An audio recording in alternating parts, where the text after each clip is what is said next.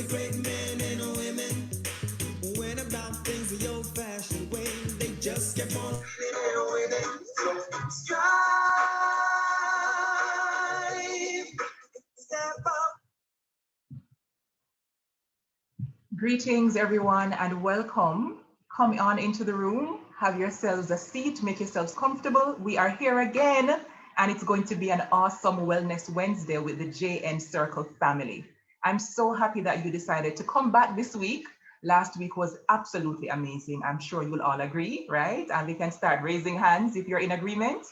I am your host, Kamala, and I am here ready and just roaring to have another insightful, thought-provoking, funny, warm conversation with all of you. So it's week 2 of this special edition Soar Together live class in honor of Child's Month. And as all of you perhaps know by now, so the I SOAR theme for Child's Month stands for I strive to overcome adversities with resilience. So we're going to be talking about resilience, we're going to be talking about self-care, and of course we have an amazing lineup of panelists to join us to do exactly that. So for the next 2 hours, we're going to be your hosts, and you're going to give us your normal good energy, and it's going to be amazing. All right? Now, housekeeping matters first. Let me share screen once more, just to give perhaps our first time attendees an idea of what the space will look and feel like. So let me do that. And of course, will tell me if you can see my screen, right? Here we go. So our topic for this evening's class is, do children need self-care too? And in a couple seconds, we'll explain why we think it's important to ask and discuss this question, okay? As I mentioned, I'm your host, Kamala McQuinney. I'm a therapist and coach, and you can find me on social media at White Lotus Blooms. And our special panelists this evening are teenagers or tweenagers, and they are Joash Salmon. Welcome, Joash. Please come on stage as we welcome you. And Joash attends Monroe College. We're also thrilled to have with us Javier Dagila, and he attends Jamaica College. And we also have Jalia Troop, who is a student of the Campion College. Welcome, everybody. Let me also throw over to 2 of our additional panelists who you'll see later on. And coming back from last week is Kellyanne Brown Campbell, licensed school psychologist. Welcome again, Kellyanne. And Philip Pinnock, who is head grade 11 coordinator of the Jose Marti Technical High School. And later on, we're going to be joined by the always insightful, always full of good vibes, Agent Sasko, who is JN brand ambassador, artist, musician, and of course, parent. All right. Now, because we want to have a stellar conversation and a good flow in the room, we have set up our Zoom system to receive your questions, specifically using the raise hand feature. So when you want to ask questions of our panelists, the Q&A box is where you put your questions. The raise hand icon is what you put up whenever it is you want to come on microphone to be given a chance to ask your question live. And the chat box is for where we will just put our good vibes, your comments, your thoughts, your feedback, your LOLs, your big ups, etc. All right, are we good to go? Excellent. So let me welcome again our first 3 panelists, Joash, Javier, and Jalia. Welcome, everybody. How are you feeling this evening? Please come off mute and tell us how you're doing. And I'm going to ask each of you to introduce yourselves to this space, starting with Joash. Good evening, everyone. It's a pleasure being here. My name is Joa Saman. I am 13 years of age. I attend the Monroe College. In the future, I'd like to pursue a career in the field of medicine as a neurosurgeon. And some of my hobbies are playing football, playing cricket, and playing chess. Awesome. Thank you, Joash. Javier? My name is Javier Aguilar. As you know, I go to Jamaica College. I'm 13 years old, and I'd like to be an engineer. Thank you, Javier. And Jalia? Hi, everyone. I'm Jalia Troop. I'm 14 years old. I attend Campion College, and I would love to pursue a job in the business law field. Excellent. All right. So while you're getting comfortable in their seats, Jay and family, how are you feeling this evening? How are you all doing? What were some of your favorite moments from last week? Please drop them in the chat so we can start our fabulous conversation. And as usual, we're going to be launching our pre-class poll just to get a sense of how you all are doing, what you're expecting from this class, And what are some of the things that you think are important? When we're talking about children, the problems that they have, do they have problems? Are they old enough to have problems? And what we can do as parents and as adults in general to help them to manage with resilience. So the questions are launched. Please do go ahead, as many of you as can, and fill them out. And we're going to jump right into our conversation. So Jalia, let me start with you, all right? Let's talk about this whole thing of adversity. That's part of the theme for this Child's Month, right? And I think some parents think that, look here, you don't have no job or you don't have a formal job, right? You ain't got no kids, you don't have a mortgage or rent to pay. So what kind of problems could you possibly have? Please educate us, Jalia, about some of the. Okay, I've heard that quite a lot. So you would think that as children, we don't have a lot of problems, but school, and especially with the pandemic, it causes a lot of stress on us. And there's also the influence of social media on a lot of children nowadays. So I think although we seem like we don't have a lot of issues, we do. All right, I love those. You listed some very big ticket ones, Jalia, so thank you for starting us off. Let me jump over to Joash. What do you think about that whole notion of children don't have any problems? What kind of problems do you face, Joash? Some problems I face are pressure to get good grades, pressure to help out around the house and study. And the problem I face is whenever I'm studying, it's not noticed. Whenever I'm not studying, it is noticed. And I see Jalia laughing, so I figure there is some agreement around that as well, yes? All Yes, right, there's definitely some agreement. so thank you for that very pertinent point, Joash. Javier, what are your thoughts about that? Well, I think that children can struggle as well, because like usually my struggles are like with school, because like I always have to pass a test, Mhm. and studying sometimes can be hard. Then also I'm always pressured to get good grades, and like sometimes it's hard to relax. Sometimes. Mm. All right, so we're starting off strong. And just a note to our tech team that some of our panelists are not visible. I think because I am there we go. Can you see them now, Michelle and everybody else? Thank you for dropping that in the comment. Awesome. All right. So we started off kind of defining the reality that children, teens and tweens, they have problems like all of us, right? And especially now existing in a pandemic and virtual learning, those are real challenges. And preparing for exams, wanting to keep up with, your parents' expectations, it's real. So we're already off to a very realistic start to our convo this evening. While they're thinking about the other things we're going to talk about today, I'm going to ask our tech team to launch the responses to our poll questions so we can get a good reading of the room. All right, here we go. So, how would you describe your current mood? 62% of you said okay, and 31% of you are happy, 4% are ecstatic. So that's pretty good. Are you a parent? We have 65% of parents in the room, so we're talking to the right people at the right time. And when we asked, do you have plans to become a parent? 58% of you said yes. All right. Now, let's get to the juicy part. What do you think are the biggest challenges that tweens or teens face? And let me pull that back up and let me see what your responses were. 38% of you said pressure to fit in is what you think. Yes. And I want my tweens to start thinking about their responses. How would you rank these, right?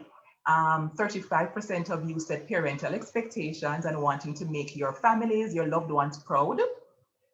Let's see now, 8% of you said bullying or cyberbullying, and 15% said sex and sexuality issues. Okay, so keep those in mind, my expert teenager panel. And the final question is, what are you expecting from this class? And 50% of you said you want some combination of how to better understand the problems that children face, practical advice on how to support them through challenges, and how you can also improve your own self-care as the adults to be better parents or guardians. So that is excellent for us to hear, and we're going to be definitely giving you info to do all of these things, all right? So again, the major challenges that the audience, the adults think you face are number one, pressure to fit in. Is that true, Joash? Sex and sexuality issues, parental expectations, cyberbullying, okay? So let's talk about what you think about these. I think I saw Joash raise hand. You wanted to jump in here, Joash? For me personally, I would say the parental expectations and wanting to make their communities proud. A lot of pressure on making yourself, your family, and your community proud. So that to you is the number one. That's how you would rank. Especially, yes, especially after you set a certain standard. Nail on head. And I see your fellow panelists doing a lot of this, right? Jalia, you want to jump in? How would you rank the responses, and do you have any thoughts about Joash's response? Okay, first off, I do agree with him. Parental expectations would definitely be at the top of the list. Then I'd put pressure to fit in, bullying, the sexual stuff, and then other. In terms of pressure for parental expectations, I definitely agree because after you set a standard, like you get, let's say, consistent with your good grades, you get one bad grade, and then it's like everything else doesn't matter. So you kind of feel like the parents start to get a little bit concerned. Is that it? Yes. Or a lot concerned, right? Javier, how would you rank the responses? Well, I would put the expectations at the top, miss, because you see, I personally think that it's easier to work without any stakes. And usually parents would usually put pressure on their children because they say that like you have to succeed at this. Because like if you fail, there's no going back. Mm. And it sounds like that's very heavy for you all to bear. I remember when I was going to high school, and I don't think my mother ever really said you have to. But sometimes you get the impression that if you don't, the world mash up or something bad is going to happen. Yes? How Yeah. do you think, especially now that some of your friends maybe are doing exams or preparing for exams, how do you think that parents can support you best at this time without the pressure piece? Do you think they should encourage and give you space? Like, walk me through what they should and should not say then, ideally, at this time. Anybody can jump in. I think they could encourage and then give space. Like the constant badgering, it doesn't really help. So and then you feel like you're not doing enough, because they won't see everything. So then they'll think that you're not doing everything that you should be, and then know that you know you're doing everything. They'll think that you're not doing enough. And the constant badgering really doesn't help in terms of studies. So I think encouraging and giving space would be the best way to go at it. Got it. Okay. All right. Javier, how do you think they can best support you? Well, I personally think that they can best support me by by like giving me space. Like I'm by like, giving me space and stuff. Okay. So do you think then, for example, that your parents should check on you maybe every 2 hours to see if you are in fact studying? Yeah, probably. So two But hours, they should come every 2 hours and say, Javier, are you studying? Are you doing the work? well, nah. I think it should, instead of like checking on me, it should be a certain level of trust to know that yeah, I'm studying. Yeah. Then like after like 5 hours, I'll stop studying, and then they'll know. Okay. Joash, what are your thoughts? What do you think? My thoughts are that when you are supposed to encourage their children when they're studying, and children might be studying for a long period of time. Parents may not notice that. As soon as they finish, again, they don't. They say you're supposed to be studying. After you say I've been studying from all day, they say you're supposed to be studying again because education is the key to a good life. We agree with that, but there's also a time that you need to relax. Everyone needs to relax. All work and no play is not the way to go.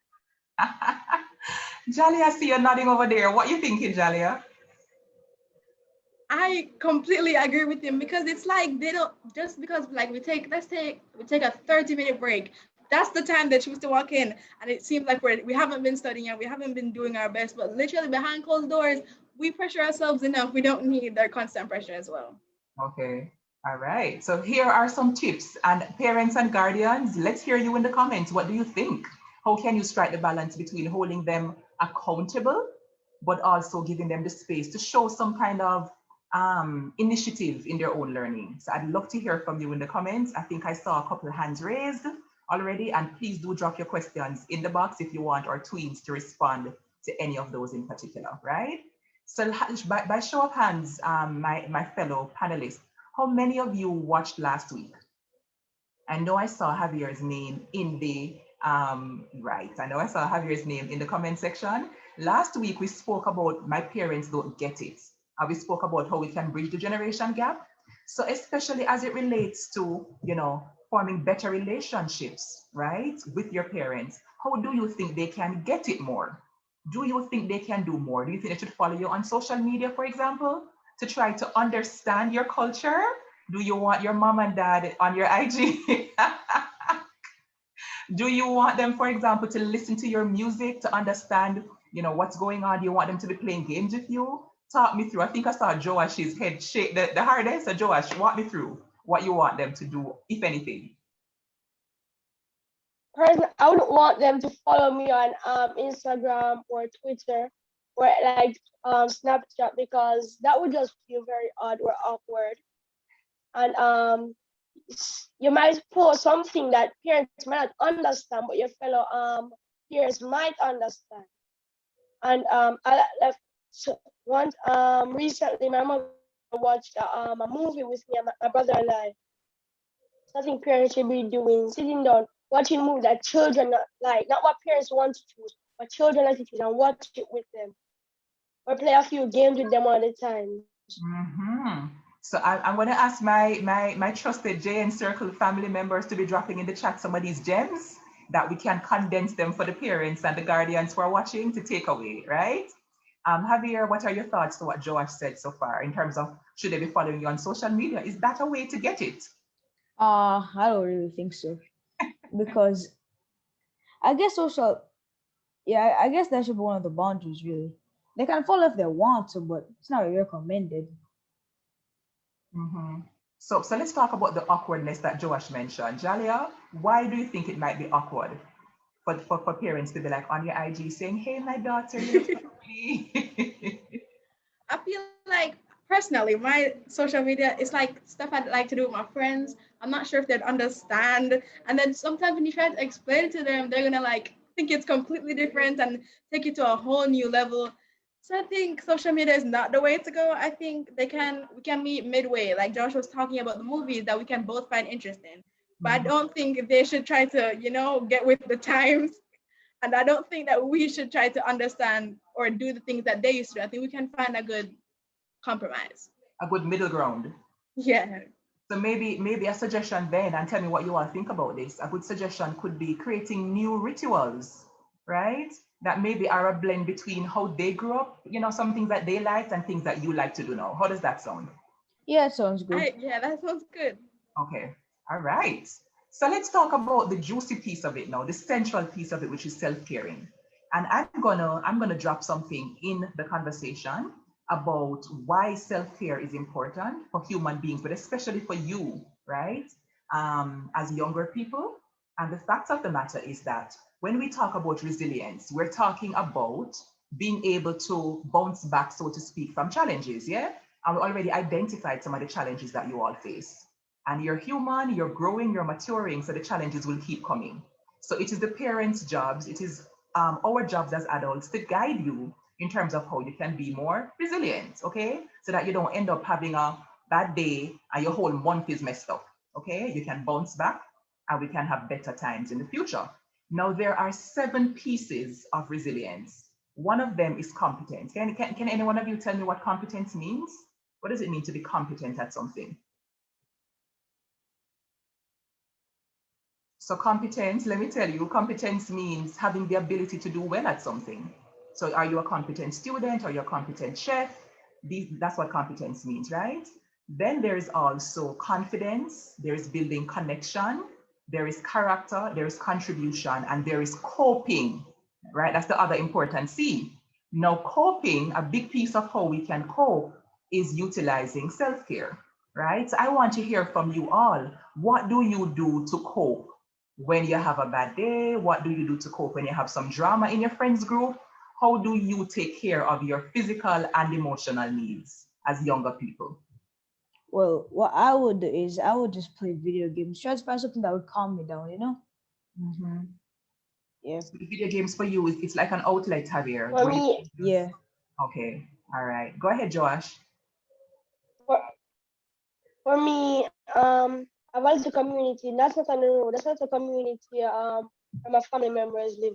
For me, I blow off steam. I ride my bicycle up the hill and speed down until I feel better. Ride all around until I feel better. Come to to the top of the hill, and ride all the way back down or joining the break. Then I feel better. So that's The how you. faster I go, the more steam I let off. Ah, so when we do the next question, I'm going to ask you all, do your parents support the way you self-care? But we'll soon come to that. Let me take Jalia's perspective first about how it is that you take care of yourself and how you cope. Okay, in terms of coping, sometimes when things get too much, you just want to sit by yourself and do things that you enjoy. So I like reading or just like listening to music because I feel that the music, if no one's gonna understand me, then the music is. And sometimes I like to go for a walk because it's like the vibe. It's really nice and calming. Mhm. But I'm not sure if my parents understand it most of the time. So that's the piece I want to talk about next, right?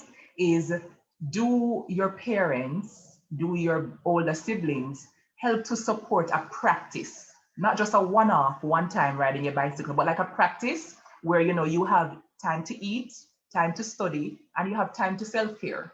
Do you think your parents create enough of a culture in the family where, for example, they can say, okay, Jalia is having a bad day, she needs a moment, this is her self-care time, right? Do you think they create that enough?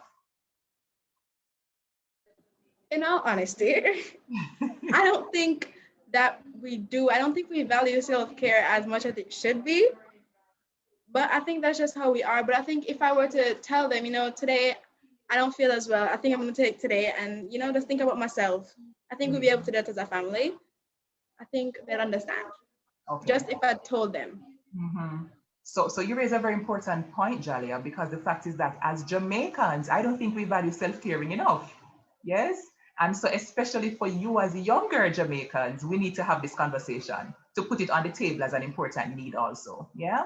Joash, what do you think your parents can do more of, if anything, to support your self-care practice? For me, my father can play football with me and my brother sometimes. My father, my uncle, who can play football sometimes.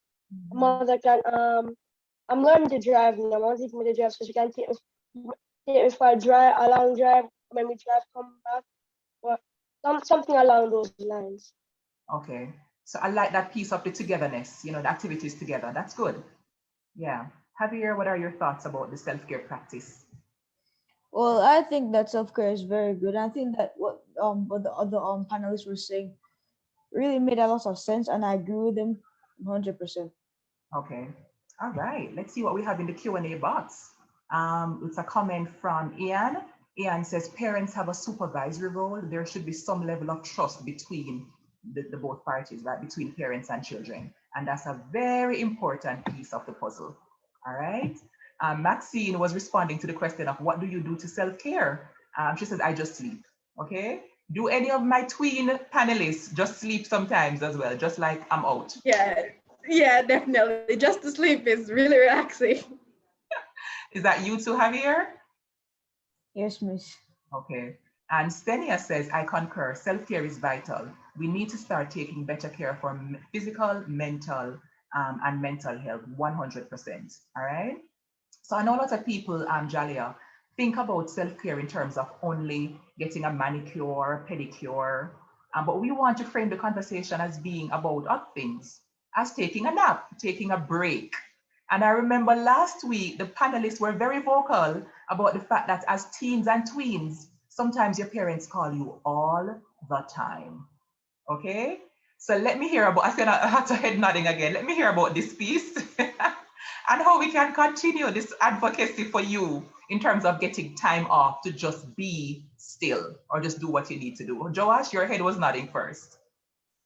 Okay, so for example, I'm sitting down at my laptop right here playing a game on my laptop.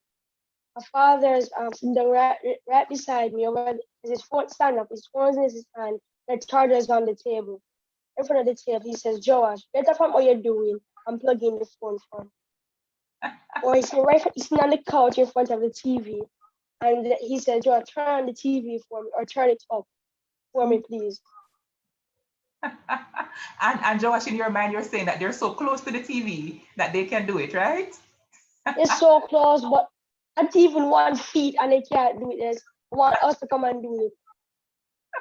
And how does that make you feel? Yes, sometimes it make me feel annoyed because sometimes I'm doing things that I actually enjoy, and they're right in front of what they need to do, and they want us to come and do it for them. Yes. Jalia, can you identify with Joash's concerns? Oh my gosh, yes. Like I understand that they're coming home from work. Maybe they're tired. But like we've had a long day too. Sometimes we've had a long day, we've had a bad day. And then you just get called for the simplest thing and it's not the best feeling. And it's not the best feeling. I get that. Javier, what are your thoughts? Yeah, I agree. It's like sometimes they just call for the simplest things. You'll be there, right? Focused. Then they'll just be like, Javier, calm down, do this. Yeah, it's really annoying sometimes. It's really annoying. And I think part of it too, Jalia, Joash, and Javier, is the fact that I think parents view you as being young and full of energy. So especially for things that require a lot of movement, like physical movement, to like move from here, bring the groceries from the car. I feel like in their minds you have more energy than they have because you're younger. And so they're like, let me use up your youthful energy. Yes? So what can you do? Can you say some? Do you feel like you can say sometimes, Daddy, could you do it this time? I'm really I'm doing something. Or do you think that will cause problems? Um, I used to think it's caused problems, but I think it was Sunday gone. I actually said, yeah, my father asked me to do something that he had done himself. I said, Daddy, you can do it yourself, Daddy. And he said, okay. Surprised he didn't lash out on me. Good job, Yeah. Daddy. It's also kind of like that for me. It's like the older I've grown, the more my parents have come to like listen to when I ask them to do stuff. Like sometimes I'll just be like, okay, Dad, not today, please. Then you go like, okay, okay. I love that. Jalia, any thoughts on that? I'm agreeing with them too because as a child at first you think, oh, I might as well just do it because they're my parents. But I feel like if you just communicate with them and you can just tell them you're having a bad day, they'll understand. And I think sometimes communication is just what needs to happen. hmm And I don't know if we realize how much being listened to and how much feeling like you can raise your hand and speak up about how you feel about something. That's also self care. And so I want the parents, the guardians, the teachers who are listening, the mentors to realize that a part of self care is being able to speak up for our needs. So while it is that I'm not advocating for any teenager or teenager or child to be disrespectful to mommy or daddy, I think it's important for you to have room to speak about how you feel. And mommy or daddy might not change their mind, but at least it's important for you to be able to say, mommy, I don't like when you do this. Or daddy, when you do this, it makes me feel irritated. That's also self care. Yes? So I love how all of you can testify to the fact that as you have been maturing, your parents are more open to listening to you. Yeah? Now, let's talk about another part of self caring, which is boundary setting. And what do boundaries mean? A part of setting boundaries is being able to say no, right? Do you think it's easy for you to say no at your age? And I mean, even to your friends. Well, miss, for me, I personally think that the older I've gotten, the easier it's become, right? Mhm. Cause like I feel more independent the older I've become. So usually I can tell my parents, no, it doesn't really become that hard anymore. Ah, so age is contributing to it as well. I like that. Josh, what about you? Do you find it easy, hard, in between to say no when you don't want to do something? As I've grown older, it's become more easier for me. Let me check in with Jalia and see if Jalia has a similar. Okay, I agree with age and maturity. It becomes easier, but personally, I still let people know I don't like to disappoint people. So Yeah. it's harder for me. But I think if I'm comfortable with the person, then it becomes easier to tell them no. Because I Mhm. know they understand. Okay. So that's an important part of the conversation as well. And for the parents and guardians who are watching, again, I want you to take note that a part of supporting their self-care practice is giving them the freedom to share how they feel about something. And you might not want them to tell you no, but if they can't tell you no respectfully, then how are they going to get the practice at speaking up when they don't want to do something with their peer group, right? So that's also an important part of the conversation in my mind. And here comes Beth with a comment. Beth says, I find it interesting how much times have changed. I remember as a child, we could not even voice our opinions. We were to be seen and not heard with three exclamation points. Long overdue, though, absolutely. And this is why I will ever commend the JN group for creating spaces like these where we can have these conversations because we are advocating always for respect, but respect also goes both ways. True? Yes, absolutely. So let's talk about now some of the more difficult times, right? When it is that you've had more than a long, a hard day. When it is that you're having a hard couple of days, what are some of the things that you do in order to cope with it? I know sometimes we do things that are unhealthy, like we just binge watch Netflix movies. Yeah, that's a coping mechanism. Or we play the game for 6 hours straight. Yes. Or we just eat. Anybody guilty of the overeating whenever we're stressed out? Sometimes we call our friends and chat on the phone and just tell them how we feel and we talk all day. Is that a part of it too? Sometimes we sleep for 2 days straight and your parents wonder if you're sick. Yes. How do you tend to show up when it is that you're having a more difficult time than just, a long class or an exam coming up or something like that? Whenever you're having like, I don't know if you have heartbreak, right? Or maybe a friend has betrayed you, or maybe someone said something very unkind to you. Do you use any different skills to cope at that time?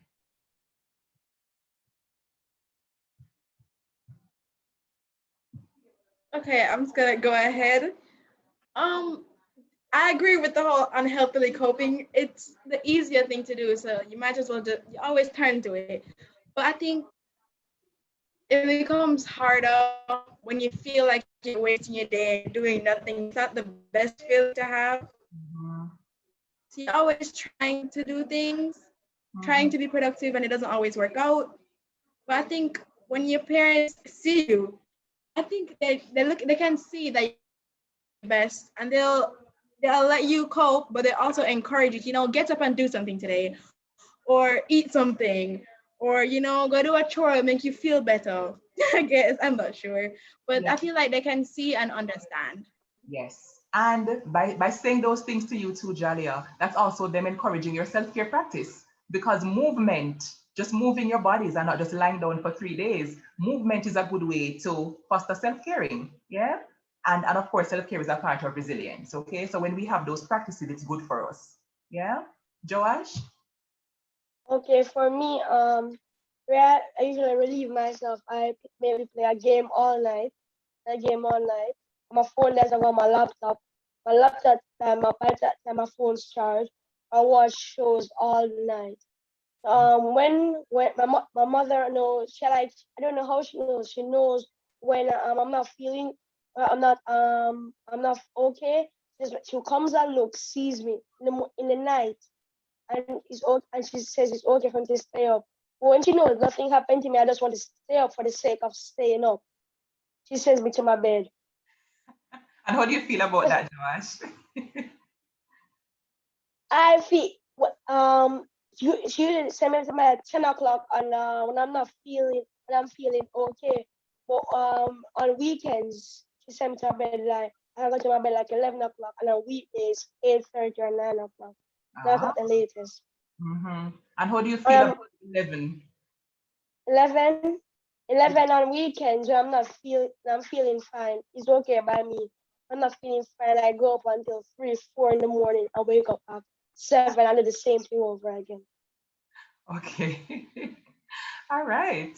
So I love how, based on what you're sharing, you are aware of what you need. You're aware of when you need a little something extra to cope. And I also hear, especially from Jalia, that sometimes you know when this method is not the healthiest method to cope. And that's a part of maturing too, because we as adults, we're guilty too. Sometimes we're just binge watching, we're scrolling, we're overeating, we're just lying down for the whole day. So that's it's understandable, but I want us to start practicing the healthier ways from your age so that as you mature, you have these things at your disposal. Yeah. There is something else I want to talk about. And this is the fact that even being able to use the emotional vocabulary is something that some of us as Jamaicans we struggle with. So I advocate to some of my teenage clients who come to me for therapy. I say to them, do you journal, for example? Do you have a space where you can talk about how you feel about your emotions, what the emotions them name? How do you feel about that? Do you believe that that can be effective and something that can help you? I really do think like writing it down, because sometimes you don't like talking to other people about it, makes you feel vulnerable. But I personally, I document stuff when I'm not feeling well, or if I have certain thoughts and I have a lot on my mind, I like to type it up or write it down in like a nice secluded area. It makes you feel better, trust me. Yes, it does. Javier, what are your thoughts on that? Well, I personally think that reflecting is good, miss.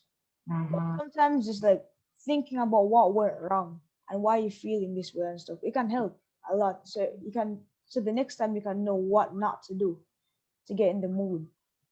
That's brilliant, actually. Joash, any thoughts on that? I love that response. For me, I don't document like other. I don't document. I find a way to either I resolve the problem or I I I I I take out whatever I'm feeling out on my bicycle. Mm-hmm. So you get active, and that's how you process and relieve. The And everybody has football, doing a run about 10 times run around my neighborhood or cricket. Or mm-hmm. I'm playing chess with my brother just to get or resolve the problem, just to get myself relaxed. Hmm. And this is what we're talking about. So I hope all the other teens and tweens, all your friends who are watching, are taking notes in case they don't have these self-care practices. That they can say, oh, let me borrow Jalia's own, Jalia journals. And Joash gets very active, right? Joash go play some ball. I can use this to also take care of my stress. Yes? So I love these comments. I want to share one more thing and I will open up for questions. So recently, there's a video on TikTok that's gone viral, right? Where you have three different parents, and these are Black parents and their child, right? And they are watching a video together. And the video is of a child who is white, who actually slapped his mom across her face. Yes? And said to her something like, shut up. I think he said, shut up, mom, right? And in the TikTok video, the parents only turned and looked at their at their child beside them. And all of the three children looked away. They could not even keep the gaze of their parents, right? And I want to get your feedback on that because later on in the conversation, in the next two segments, we're going to talk about whether or not fear, right, of our parents is something that is healthy. And I want to get your feedback on the video, right? The whole issue of that child slapping their mom, being not verbally, physically, and verbally also being assaulting of their parents, and what you think about whether or not we need to be afraid of our parents in order to be good children. What do you think? Maybe pick on, Well, yes. like I don't think that we should be afraid of our parents because then it makes it harder for us to speak to our parents. But I Mhm. think that we should still respect them, just like how they should respect us in the same way. We Mhm. shouldn't be hitting them, they shouldn't be hitting us, they shouldn't be cursing us off, we shouldn't be cursing them off. Just be talking, okay? And then we should always remember that they're our parents. Mhm. They were just like us at one point. So just yeah. So they should somewhat understand. So we Yeah. shouldn't be afraid to talk to them, we shouldn't be afraid of them at all. I love that, Javier. Joash, what are your thoughts? I agree with Javier. And that's it. Perfectly said. Jalia? I also agree with Javier. I think that we should have that line where we shouldn't cross it. Not even with our parents alone, with everyone. You shouldn't be verbally abusive or physically abusive with everyone. And I think the whole respect thing, where we should respect each other, we shouldn't be physical with each other. I think that's a really good thing to know. And I don't think we should live in fear of our parents, because communication is going to be really hard, and we all know that communication is really important. So I really don't think we should be living in fear of our parents. And I think our parents should make it a comfortable environment where we can feel that we don't need to be scared of them and we can talk to them and they can talk to us in a civilized manner. In a civilized manner. That part, Jalia, that part. All right, you all have been so awesome and so wise. I love it. I am so happy with all of you. And we're going to open up to some questions. Let me see what's in the box. So Hannah was commenting that her self-care time is spending time with her rabbit. That's so nice. So spending time with pets can also be very soothing and can help us to go through difficult things as well. Yeah. Anybody here is like a gardener, like you like to grow plants or vegetables, anything like that? Any of you find that to be a thing for self-care? Amos, All Amos. right. What do you grow, Joash? My brother planted soil one time, planted corn, and I helped my father with the garden sometime. Wonderful. My mother says I have the green hand. Whatever I plant, it grows. I That's also have the green hand. not even just the thumb, you have the whole hand, right? That's excellent. I see Ian again in the chat, in the Q&A. Ian says times have changed. There seems to be a lot more stress on parents and children. How you communicate could make a difference. And that's the same point you were making, Jalia. Can you do this instead of saying do this? Ah, I like that. So asking your teenage, like it's so important to parent a 6-year-old differently than a 15-year-old. So asking a 13-year-old, for example, could you do this, please? Right? And it's not really a question, but it's giving you a space to respond and say, yes, I'm going to do it now, or please give me 10 minutes. I'll do it in a little while. You know what I mean? We can build that kind of communication as well. So here we are at the point where we open up the conversation to anybody from the audience who would like to come on and share their thoughts about this segment, how well you think our teenagers have done, and if you have any questions for them because you're so wise, you can go ahead and put your hand up, and our tech team will allow you to use the microphone feature so that we can hear your voice also. Anybody? And while we're waiting to see who will do that, let me just also, hold on a second. Okay, let me also just ask each of you to maybe share something that you want people in your age group to bear in mind about taking care of themselves. Do you think everybody should do it? Do you think it's essential to life? Do you think it's optional? And what can they practically do to take better care of themselves? Who wants to share? I don't think self-care should be optional. I think it's essential. Everyone has their different coping methods and different ways to go about it. Like how Joash has the active, where I like to journal stuff. I think we all have our own methods, but self-care is extremely important, and we should all be thinking about it right now. And although Jamaica doesn't really condition it, because not everyone likes to talk about their emotions, not everyone is in touch with their emotional side, I think we should start going on that journey where we can think about our mental health because it is very important. Very important, absolutely. There's a question, there's a comment here. I have to wonder how grandparents interact with their grandchildren these days, given they didn't raise the parents of these kids in such a contemporary way. That's a very good question. And I soon ask you all to respond in your wisdom to that. But first, let me hear Joash's feedback on self-care. What would you tell people your age about self-care?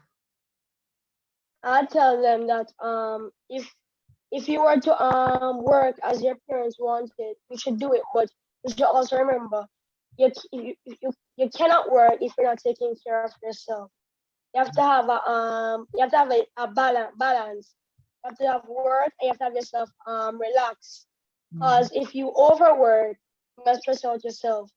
And at the same time, you cannot over self care. And then your work might go on and drop on them. So it has to be at a balance. That's so brilliant. Thank you for that, Josh. And also, because as I think it was Javier spoke about communication and relationships, I remember last week Rushcam spoke about it, the fact that you and your parents are in proper relationship. So it's important for while each party is self-caring, that you also care for each other. Because that's how we make relationships work. So you take care of your needs, they take care of their needs, but you also help to take care of each other's needs. Not so? And that can look like, for example, just imagining what it's like for mommy to come home after a long day, and maybe your day was long, but not as hard, you know? and you can offer to help her to do something. And of course, daddy can also offer to help you to do something or get you something nice as a way to help you with your self-care too. Agreed? All Yeah. right. So Javier, you can go ahead and share your thoughts now about, what would you say to a teenager about self-care? Well, as everyone says, self-care is essential. And Mm-hmm. everyone should practice it, because Mm-hmm. it's not like something you can do without. People might say that it's not necessary, but they probably do it in some way, but they don't realize. That is, listen, you all are on point. And the point of what I want to leave as my major gem for everybody is the being intentional part about it. So don't let it just happen to you. Don't let it be that you just wake up and say, oh, I self-care today. Set it in your calendar, right? Whatever your practice is, do more of that in a way that you get it done maybe every week. You get something positive towards your own self-care. Yeah. So just like how people set dates, have dates with yourself where you take care, especially in a pandemic, where you take care of your needs. Yeah. And let me now, yes, let me now get your response to the final piece that someone dropped in the chat about grandparents. Do you, like, if your parents sometimes don't get it, how do you feel about your grandparents? Do they get it sometimes? Jalia, what are your thoughts? Okay, so my parents came from all those similar, very different backgrounds. So like my grandma on my father's side, she's really understanding, and I feel like she just wants to baby us, so maybe that's why. But I think she'll really understand it, and if I don't want to do something, and if she sees that I've been working really hard recently, she'd give me a break and she'd understand. My grandma on my mother's side, how they grew up, they were always working and they were, very busy, and they never really took breaks for self-care, and I don't think either of them really took breaks for self-care. So when they see you, trying to take a break for yourself, they just assume that you're being lazy. So I think maybe if you communicate with her, because times are really different now than they were back when she was growing up, so I feel like she sees it as slacking off. Mhm. But I think if you just communication again, if you just spoke with her, she'd really understand. That's so insightful. Thank you, Jalia. Anybody else wants to respond to that about the grandparents piece of it? It's kind of similar with me as well, because like my grandmother, she's basically a workaholic. All she does is work. Right? She walks down to market, she comes back, she cooks. Then if she's not doing that, she's probably just watching TV. I don't really think that she really understands like self-care per se, but I guess because she's my grandma, she tries to baby me as much as possible. So she tries her best. Mm-hmm. And it's respectable. Yes, that's fair. And I love how you all understand the differences in how they grew up as well. Yeah. Joash, what are your thoughts on that part?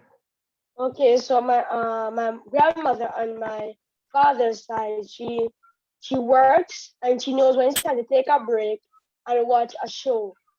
She loves to watch her African movies. From grandmother, and my grandma on my mother's side now, Mama, then that's what we call her, Mama. She no matter how much pain she's in, she will work until she can't work no. She doesn't believe in sitting down. She loves to. She has nothing to do. She finds something to do. Yes. Yeah, and that's a big difference between the generations too, because I have aunts like that and uncles like that who they just don't believe in sitting down unless they're exhausted and it's time to go to bed. They're on their feet just working, working, working. And I believe it's a good trait to be hardworking, but I also believe it's a good trait to know how to take healthy breaks, how to speak up when you need something, when you need help, right? And how to take care of yourself as well. Okay. I see a comment here from Shade Home. Shade says, I find that my dad as a grandparent is very different from when I was younger. My son loves to ask questions, and at times when he would question his grandfather, um, what he asked him to do, let me see if I can pull it up. I would expect him to tell him, stop the noise, but no, he's answering and having a conversation with him. Hashtag parenting, hashtag change. I love that. So some of our parents, they change. So maybe some of your parents will be different when you all become parents, and they may become cooler, right? Or less pressuring of your children. So there is hope. And I encourage you to just continue having the conversations with them, because I believe that when they do love us, they're open to hearing our voices. Yeah.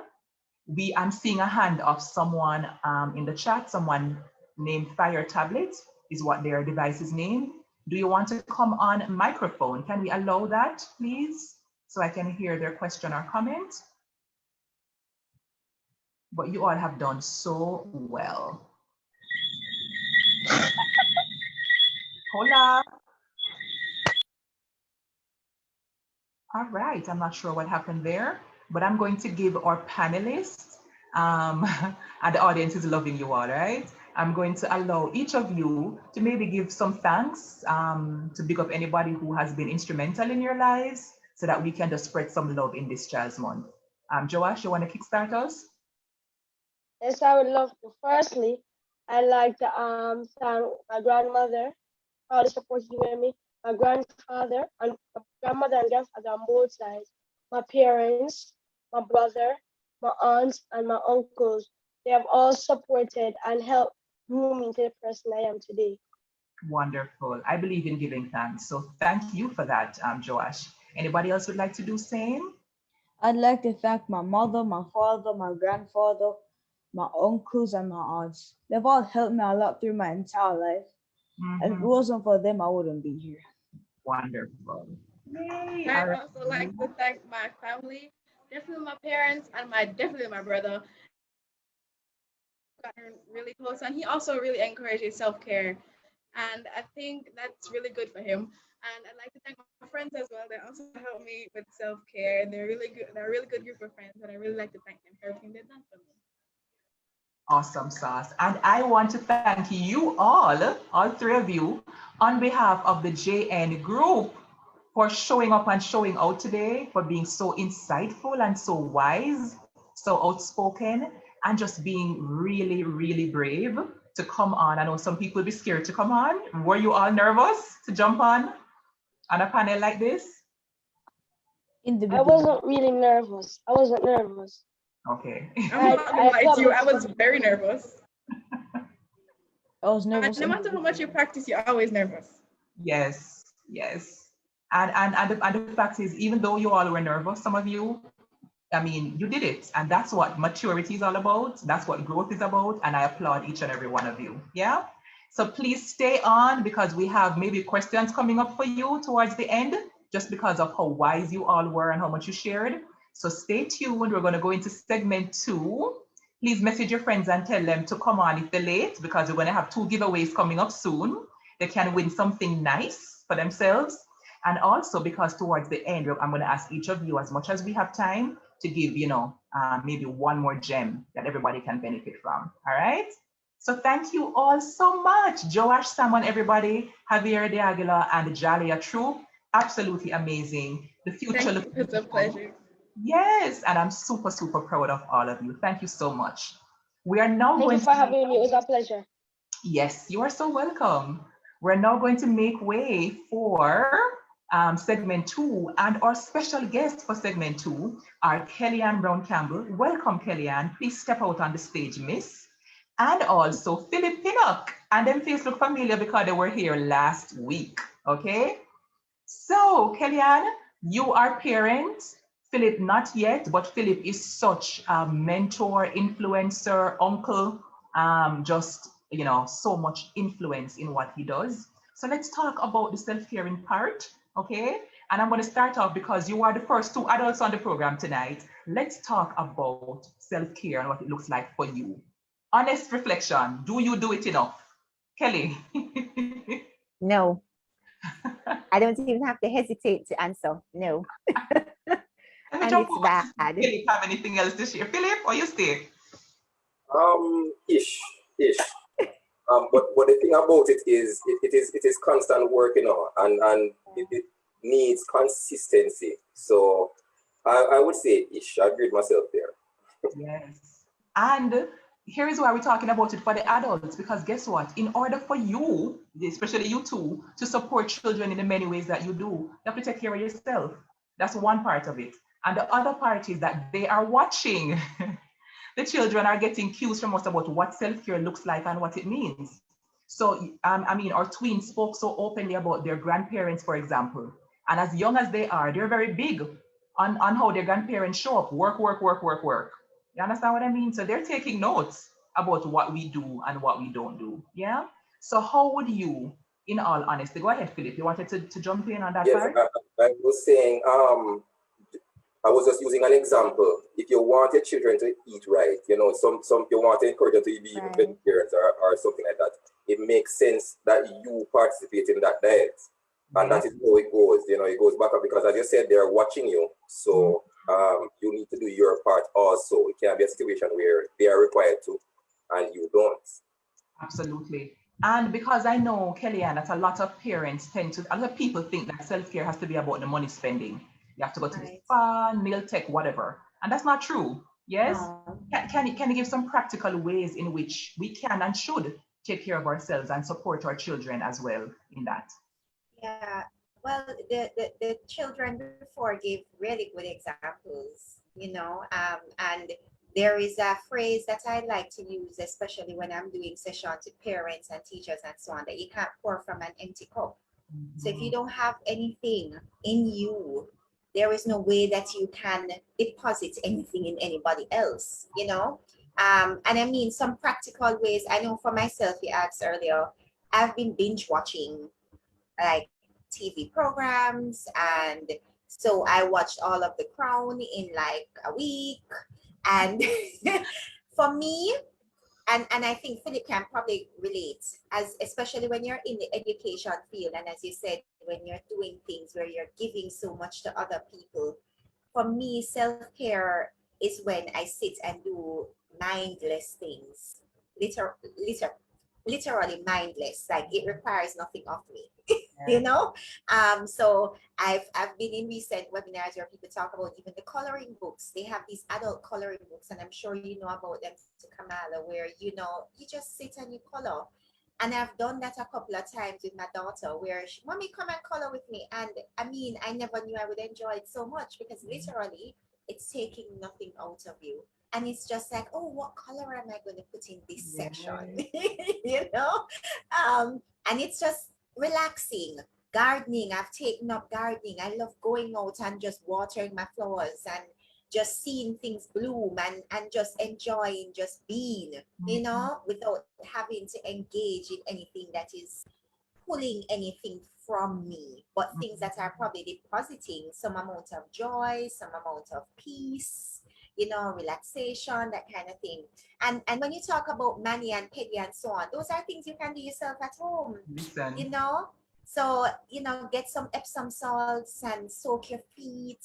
If you have a tub, whatever you want to use, put it in the tub and soak, and you do your own manicure and pedicure at home, buy your own stuff, do it at home. Mhm. And it's just ways of just taking care of yourself, so that at the end of the day you feel as if I'm constantly giving. What have I done for me? And it Yes. really helps to bring you to a place of just feeling good. Mhm.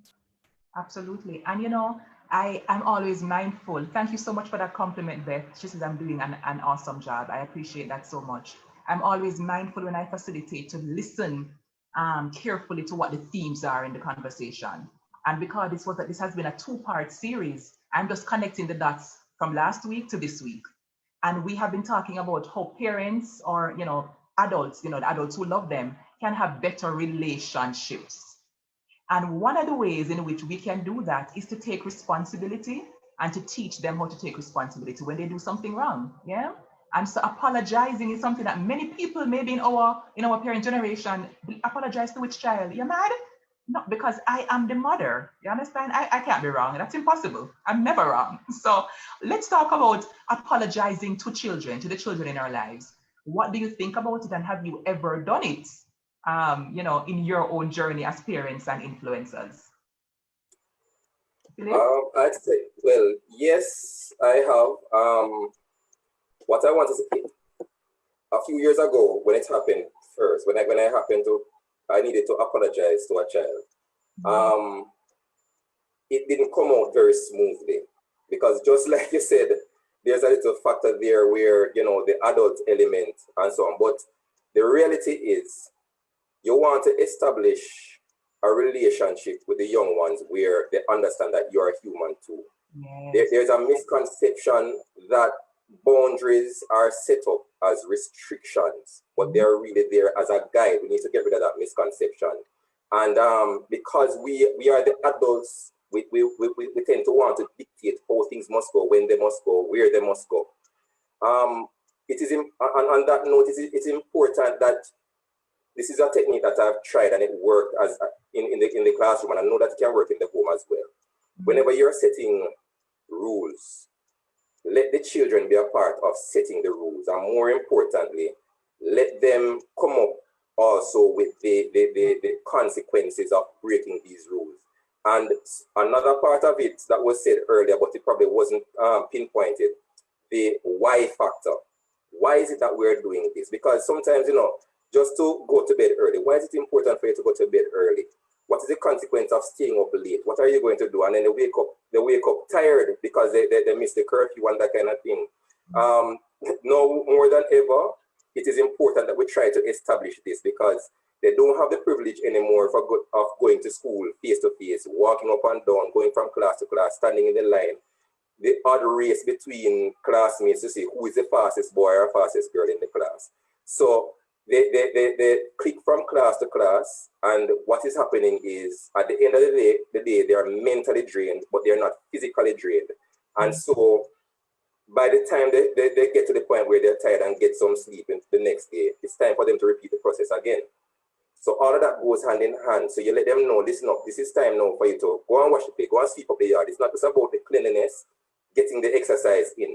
Help them to want to do it, because you're shaping them as individuals to, you're guiding them to become the holistic adults that they have the potential to be.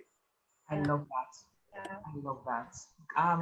Kellyanne, please do share your thoughts on that too. Yes, just want to add, and that's perfect. What Philip said about having the conversation. And I think I shared last week that I have had to apologize to my daughter. When, you feel as if you probably didn't go about something the right way, and you want to make her know. And again, it comes down to, as you said, modeling. You want to model that behavior that, we're not all perfect. All of us are trying to do the best that we can with what we have. And so it comes back down to the whole thing of modeling self-care, modeling how do you manage your day, how do you manage your time, all of those things are really, really critical, and involving them, as Philip said, in that process of not just constantly telling them, throwing things at them, but why, okay, I wanted to do this now. Why do you think I'm asking you to do it? Sometimes they ask why, and they genuinely want to know, and again, it's that generation gap, right? Because in our days, you don't ask why, you just ask how high. Why, right? When, how quickly, right? So, things and times have changed. Our children, just listening to them a while ago, they have thoughts, they have feelings, they have emotions, and they have a lot of insights, more than we think, into a lot of things. So I think having those conversations and being human, showing the human side of us is really, really critical and important. And I love, the feedback in the chat is telling us that they love what you're saying. And I feel like some people are getting aha moments, like, that makes sense, and I think last week we made the point that partnership is important, especially the older children get, so moving away from this, I told you, how many times have I told you that attitude, moving into conversational parenting, and that doesn't mean that you're going to become weak or that you're going to remove the boundaries. I feel like that's so many parents' biggest fear. That the more things are maturing weak fence, right? Because now they can approach me. Some parents don't want to be approached because they feel like it's going to cut down their parental authority. Kellyanne? Yes.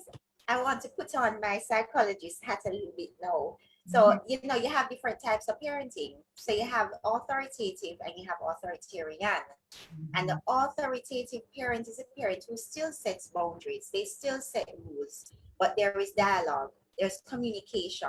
You help the child to feel a part of the process. You congratulate when you need to congratulate, and you ensure that it is, I guess, as you said, conversational, and just want to touch on that thing of understanding to that depending on the age of the child, you're going to use different strategies as well. The older children get, they're going into puberty and adolescence and so on. They're developing, and it's important for them to develop a sense of independence and sense of self, you know, and you don't want to cut that down, because that will actually impede their development, that process of development that they need to go through to become the type of adult that you as a parent want to see, you know, someone who is able to make decisions on their own. If they have something to say, they say it respectfully and assertively, right? Speak up for what they believe in and so on. So it's important balance. And our children before spoke about that. Even, Yes. I mean, I tell you, In their wisdom. I'm telling you, balance, it's important. Yes, I love that. And on that piece, Kellyanne, about instilling in them a sense of self, I think that's so important. And I think balance is important because we can crush that in so many ways. Sometimes without meaning to, parents can sometimes crush that spirit of individuality in children. Exactly. And I also want to point out that as therapists, there is a certain kind of thinking about the fact that if you have a child who's strong-willed, it actually can speak well for the child's future, in that they will be hard to lead astray by their peers. You understand? And so even if you have a child who is, I don't want to do it, I don't want to wear it, and I'm not saying that you should just let them do whatever they want to. Structure is the name, is like undisputed, that is crucial, right? But to also reframe it as a strength, as a protective factor in the child's upbringing as well. So I'd love to get Philip's thoughts and yours on this issue of teaching children about setting boundaries around themselves, physically too. How to be able to speak up and say, I don't like when you touch my hair, and not train them that it's disrespectful to speak up about what's comfortable for them physically, especially. Philip, what are your thoughts? Yes. How you say things is as important as what you say. And this is something when the youngsters are finding themselves, this is a topic that is very hard to teach. And you mentioned something a while ago about the dominant personalities. Yes. There's a thing, it is a leadership trait within itself. And what you find within the institutions is that it is these individuals that become the head boys and the head girls and that kind of thing. So it can't be overemphasized that it is important that you know how to say things, you get that point out, but also when to say the appropriate time and so on. Absolutely. Kellyanne? Yeah, perfectly said. that assertiveness. Coming back to that word. Speaking your point, speaking it strongly, speaking it clearly, but speaking it with respect. And it's respect for self, and it's respect for others. That is really critical. And I think as parents, as guardians, as teachers, educators, therapists, everybody who is kind of, wrapping around our children, we have to ensure that we teach them that, if you have something to say and you have an opinion, it is okay to say it. If you're comfortable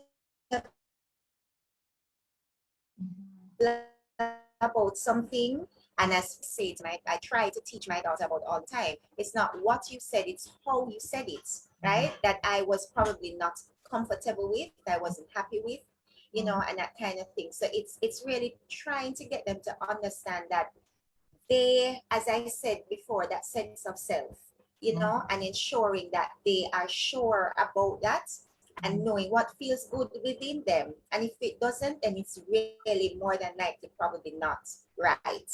Yes. And accepting that and appreciating that and not being afraid to say it when they need to. Absolutely. And give them a sense of self. How would you like to be spoken to? You tend to say things how you want to receive it. I love that. And I remember last week, Philip, I don't know which of our amazing panelists from week one spoke about the fact that sometimes your parents can talk to you kind of strong and you feel away. And your face reflect the fact that you feel away, and the parents are like, fix your face, right? So I think that's one of the practical things that we can walk away from as influencers, mentors, teachers, and parents, that listen, they're human beings. They have emotional responses too. And it's okay. It's necessary to allow them to say, Mommy, you talk to me harsh. I don't feel good. How is that disrespectful? It's not, right? To allow them to be able to identify that this made me feel this particular way. That's a part of Depending teaching. on the type of parent they have, they will learn the appropriate time to say something. Time. Yes, and that's a That's part of right. relationship as well. You understand? Exactly. I Yes. mean, I'll give a practical example here. You know, there are situations, there have been times when I will blow up, you know, and I get upset about something. And when I've calmed down, and as you said a while ago, you see the face and you see the body language, and you kind of in your own feelings, Yes. right? And you can't necessarily at that point, as you say, appear weak because you're trying to You're trying to hold enforce the line. something, you know, and Focus. many Don't be the times, fire when it's hot. right? Yeah. And many times I've gone back to her later in the night when everybody cooled down and thing and say, yeah, mommy was a little rough, I know. But, you know, I just wanted to understand that this is why I said it. And, you know, I'm not hurting you. You know, I love you. You know, I'm doing anything that I'm saying and doing is in your best interest, you know. And I would tell her, I say, you know, boy, you kind of do things or push my buttons. And this kind of push my button and this kind of upset me. So can you try not to do it? You know, Yes. kind of thing. And have those kind of discussions. But, you know, I just keep coming back to that whole thing of as parents and guardians and so on of children, we have to make them see that we're human too, you know, so that again, that space, they feel comfortably enough to come to us and say what it is that they want to say with respect. Absolutely. And you know, I'm going to invite our audience to submit their questions to our esteemed panelists or subject matter experts. And just to pull up Patricia. Hi, Patricia. I haven't seen you for a while. Patricia says, I left home just now to work and participate in this session. Since the pandemic, my neighbors with small children just let them out to entertain themselves in the complex, and there are no obvious boundaries. So that's also important. And just thinking about how, especially at this time, how, you know, our activities influence other people, you know, and teaching our children about that as well, while also remembering that they're children, you know, and that the boundaries should be flexible and reasonable for their age and stage of development as well.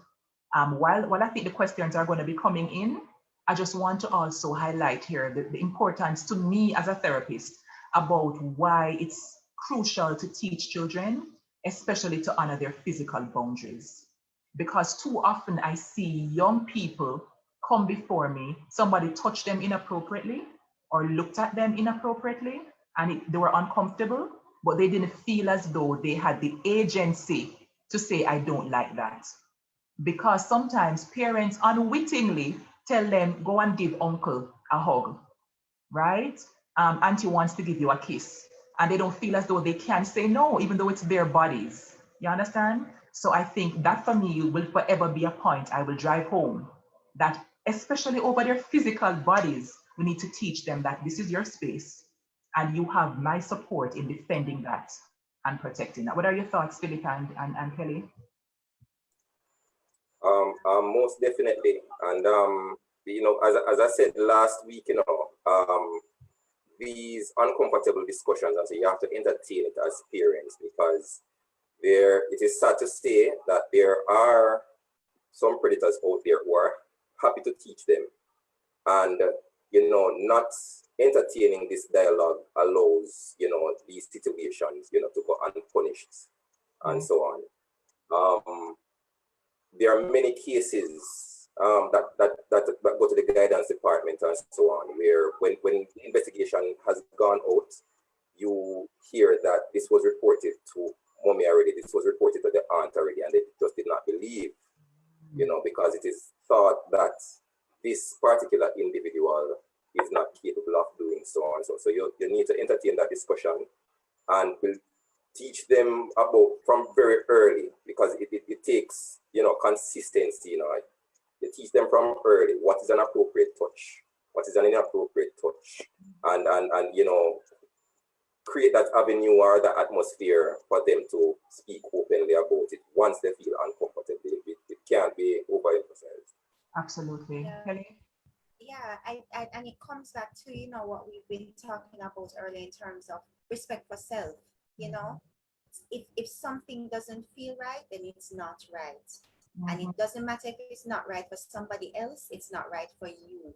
And that is enough for you to feel comfortable enough. And then it comes back again to, as parents, how do we kind of train our children to have a voice? You know, we teach them that with adults, you never ever say no, you never ever back down, you know, what are we teaching them? Because the reality is there are going to be situations, as Philip said, where there are persons out there, adults, and I've told my daughter this in no uncertain terms, that there are adults out there who don't mean you well. There are people out there who will harm you. And so you have to know and teach your children within themselves to have a voice and to know that if something does not feel right, if this is not something that I am comfortable with, then there is no apology for you to say, no, I don't like it. I don't want it. Yes. It's not comfortable for me. There should, and we have to teach our children this day and age, because in the past, too many children, as Philip said, you know, most of the time we know that children who are abused by persons who they know. It's not strangers.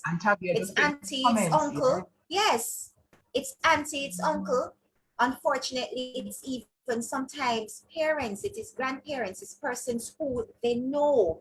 And because we don't train our children, and especially, you know, in days gone by, children are to be seen and not heard. And so how dare you, you know, say no to an adult, regardless of what they're doing. We have to teach our children to be strong and to know who they are and what they want for themselves. It is really, really important so that they can protect themselves when you are not there to protect them.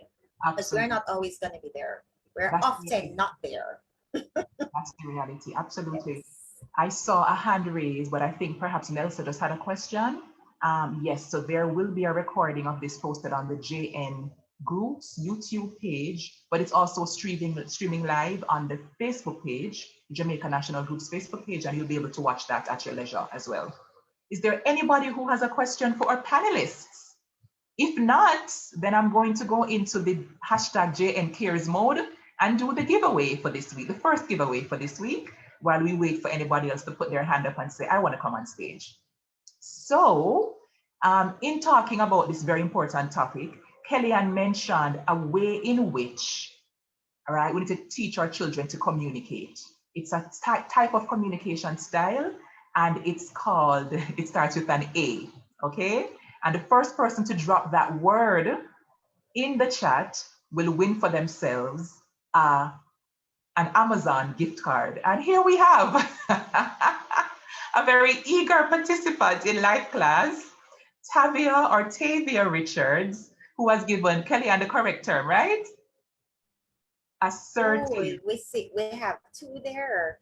Right, but it's the communication. Is it the parenting stuff? Communication. No, okay, not the parenting. Right. Yes. And it's okay, yes. So assertiveness, yeah. And I see my goodly friend Javier asking if they can participate. Javier, I think there is a little something for you all, so not to worry, you will not get left out. But thank you so much and congratulations to Tavia. Tavia, the team is going to drop their email address, I believe, in the chat so that you can contact them to arrange to get your prize. Okay? So let me just, Tavia, are you hearing us? Let's bigger up. There we go. Thank you so much. Whitney and Celia are always on top of it, right? Now, Kellyanne and Philip, there are parents who are watching who may be still in that school of raising, you know, where look here, I are the one. And me, I say I go to school, and my money put roof over your head. Don't play with me ever, kind of a thing. Please just give a quick, you know, tool or tip for how it is that they can bridge the gap in terms of being nurturing, but also being firm with the boundaries. Let me jump over to Philip first and put him in the hot seat. Be a human being. You communicate, and there's a saying, you know, that a fool learns from his own mistakes. The wise learns from the mistakes of others. You know, there's only one me, and my mistakes are limited to me. You as a parent, you have lived a long life, you have had a lot of experiences. Share those scars with them and let them understand why it is that these boundaries are created. Remember, they are not there to just restrict, they are there to guide. The boundaries are there to guide.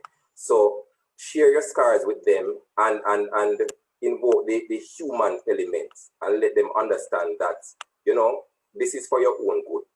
This is why there are certain things this is what I don't want you to experience. Why I say come in at a certain hours, at a certain hour, sorry, and so on. So yeah, bridge that gap by communicating and sharing those scars with them. Wow. Yes. And that requires Excellent. vulnerability, right?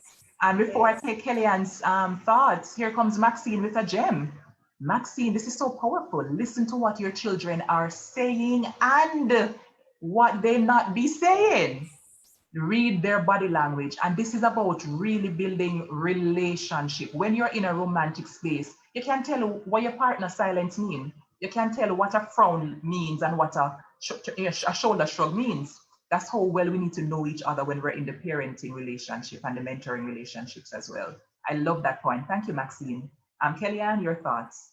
Yeah, so Philip said communicate, right? I'll add another C to the communication, consistency as well, you know, really critical.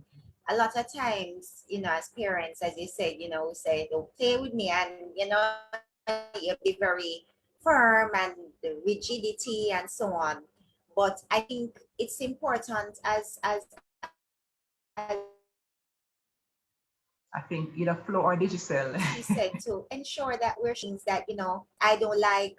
Sorry, I think I went a little funny a while ago. Yeah.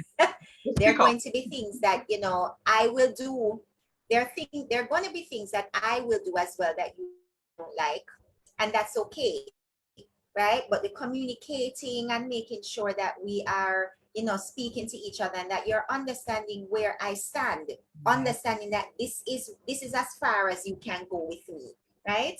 And being consistent with that is really important. Gone are the days, and we said it again, when you can kind of just force things down a child's throat. You know, those days are gone. We really can't go back there. It's not gonna happen, right? Evolution has taken care of that, I'm convinced. That's So we over. really have to understand that balance, it comes back to balance. You set your boundaries, you have those conversations, you be consistent, and it will eventually kind of settle itself. Mm. Yeah. And you know, there is, I'd love to get your responses to the TikTok video I mentioned earlier, you know, about how much fear has played a role in parenting, especially in the Black community for generations, maybe centuries, right? Because when I was reading the comments of the TikTok, you understand? I was laughing because it's funny, but I was also like, this is very serious because so many of the people in the comment section were saying if they ever were the ones to slap their mother, right, as a Black child, or to disrespect their parent verbally, right, then they would be dead. Like the word dead came up a lot. And I thought to myself, I don't know if this is the healthiest way, right? So I'd love to get your learned thoughts on this, please. Kellyanne, what do you think? Yeah, that's rough. You know, dead. Ah, again, I guess, you know, healthy respect. I guess it's kind of wanting to move away from the word fear, from that fear factor, and Yes. focusing more on respect, you Mhm. know, and knowing that, I think Philip said it earlier, is this something that I would want to be done to me? And if it's not, then, you know, do I do it to you? Do I say it to you? Do I speak to you in that way as well? Mhm. So, I mean, my hope is that over time, as parents, this generation of parents, that we will get to that place where, you know, we realize that that was probably not the healthiest of ways to grow your children, you know? Because even if we're going to speak about Christianity, even, there is a healthy fear, quote unquote, of God, right? And it's this fear, if you're truly worshiping the way you should, it's this fear of relationship where you feel comfortable going and saying what you need to say, confessing what you need to confess, asking for what you want to ask for. So for me, I kind of make that correlation in a little way of how that relationship should be, you know, with your child. Yeah, and I'm laughing at one of the comments here. Denise H says trauma. Okay, not Yeah. trauma. And that I'm in is agreement. true. Yes, Yes. but yet we defend it so much because we say me could I never talk to my mother so because Yeah. I would be 6 feet under, and we hold it almost like a badge of honor Yeah. because in our minds we turned out okay.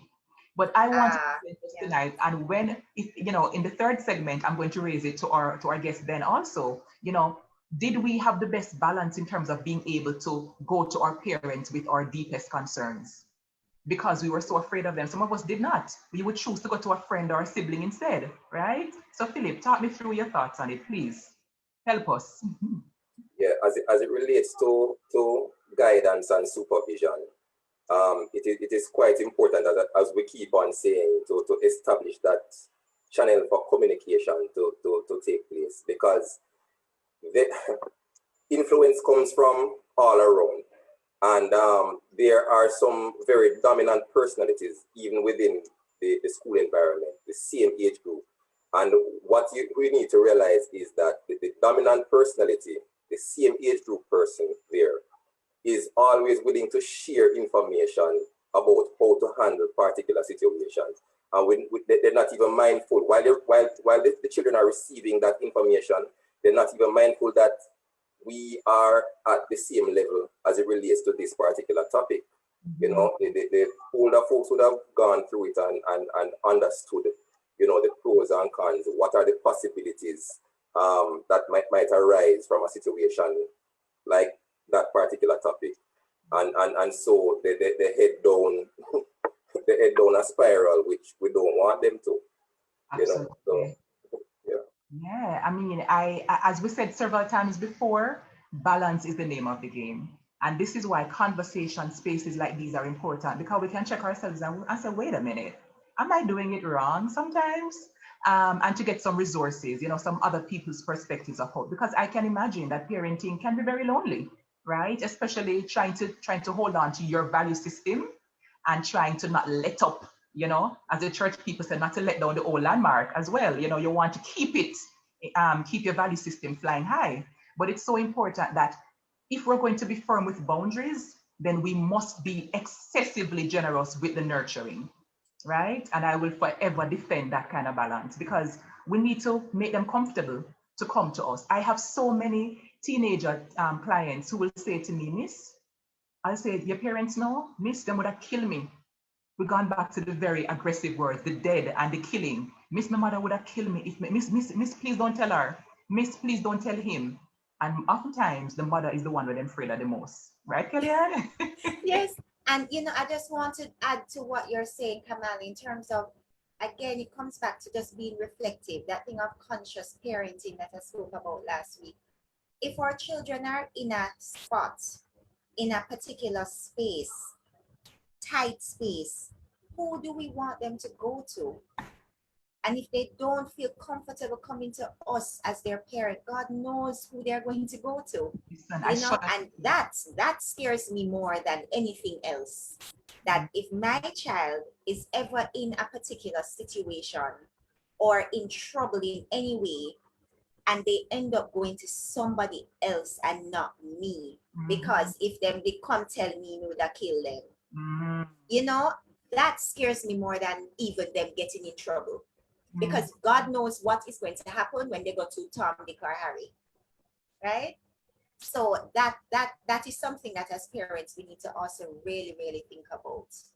Absolutely. You know, really to add to that, you know, you see, as parents, we need to ask ourselves, is it that we want the child to behave when we are around, when we know that we're not always going to be there, or is it that we want them to grow into the individuals that we want them to be?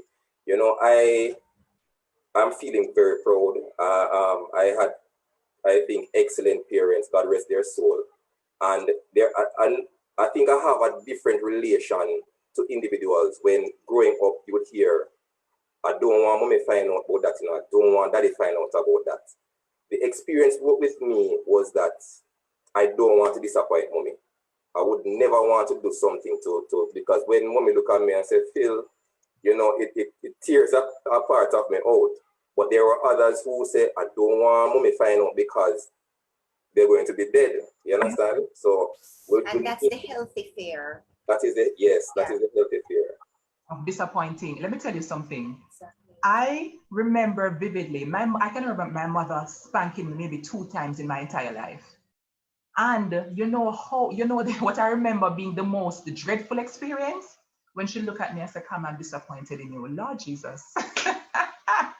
Meditation mashed right up because it's such a huge feeling, an intense feeling to say I've been doing well, as our teenagers mentioned earlier. You're on a path, you're on a certain path. You set certain standards. You have adhered to your parents, and then you just go so boom and do something that disappoint them. That was worse than a beating for me, and that helped to keep me in line. My mother was able to give me the look to let me know you need to get your situation sorted immediately, please, ma'am. You understand? As opposed to the bam, bam, bam kind of situation. So there are definitely ways outside of the cow down, that we can utilize to help to keep our children in line. And Philip, the point you just made a while ago, somebody give the man a doctorate, please, because it is so life-changing and so practical, but so vivid and so profound, because it's true. I don't want to let them down versus they're going to just take the breath out of my body kind of a thing. That's important. And as usual, I see our JN Circle family just dropping so many truth bombs. Ian is back in our chat box. Ian says, the best times are those before puberty. Knowing when to loosen up is crucial.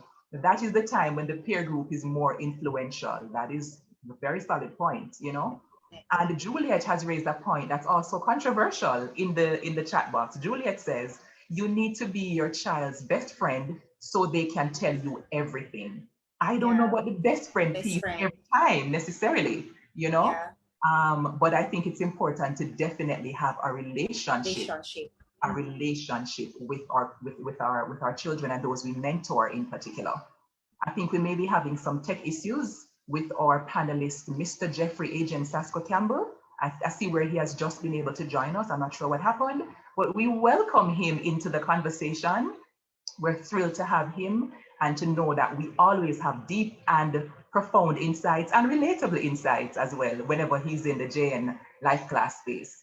So Philip and Kellyanne, we thank you so much. Don't go too far because we're going to wrap up in a few and bring you back on to answer some questions perhaps.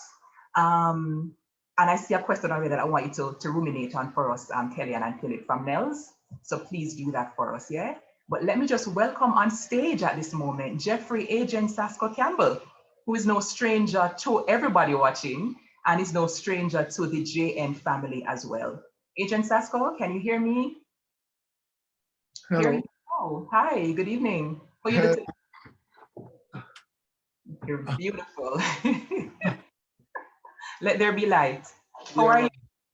I'm good. You can see me okay? All right. Yeah, I'm seeing you quite good. Wonderful. Thank you for coming into our class. Yeah, ma'am. Class is officially in session. We had our tweenage panelists talking so much truth earlier. So we're going to pick up right here now on some of the important things to bear in mind as it relates to the teens and tweens, especially, and how we can better mentor them and create space for them to take care of their own needs, right? So Agent Sasko, let me start off with the perception that I think some of us have of you and tell us if we're right or wrong, yeah? I think by virtue of who you are, what you do, I think many of us see you as the cool dad, one of the cool dads of Jamaica. Sasko, something goes on?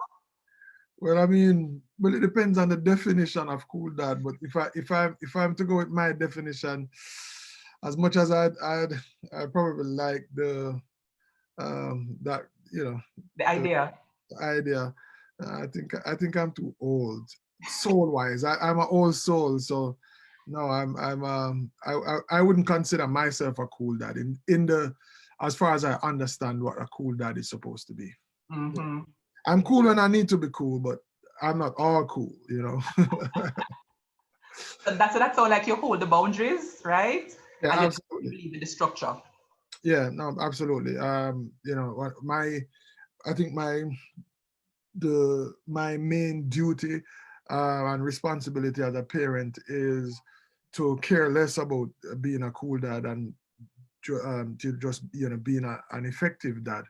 And one of those things to you know have my kids realize them their true potential, and help them and support them in whatever they want to do to really find themselves and find fulfillment, and not necessarily in whatever idea that might be to me, but for them to find that for themselves and define that for themselves and to support that.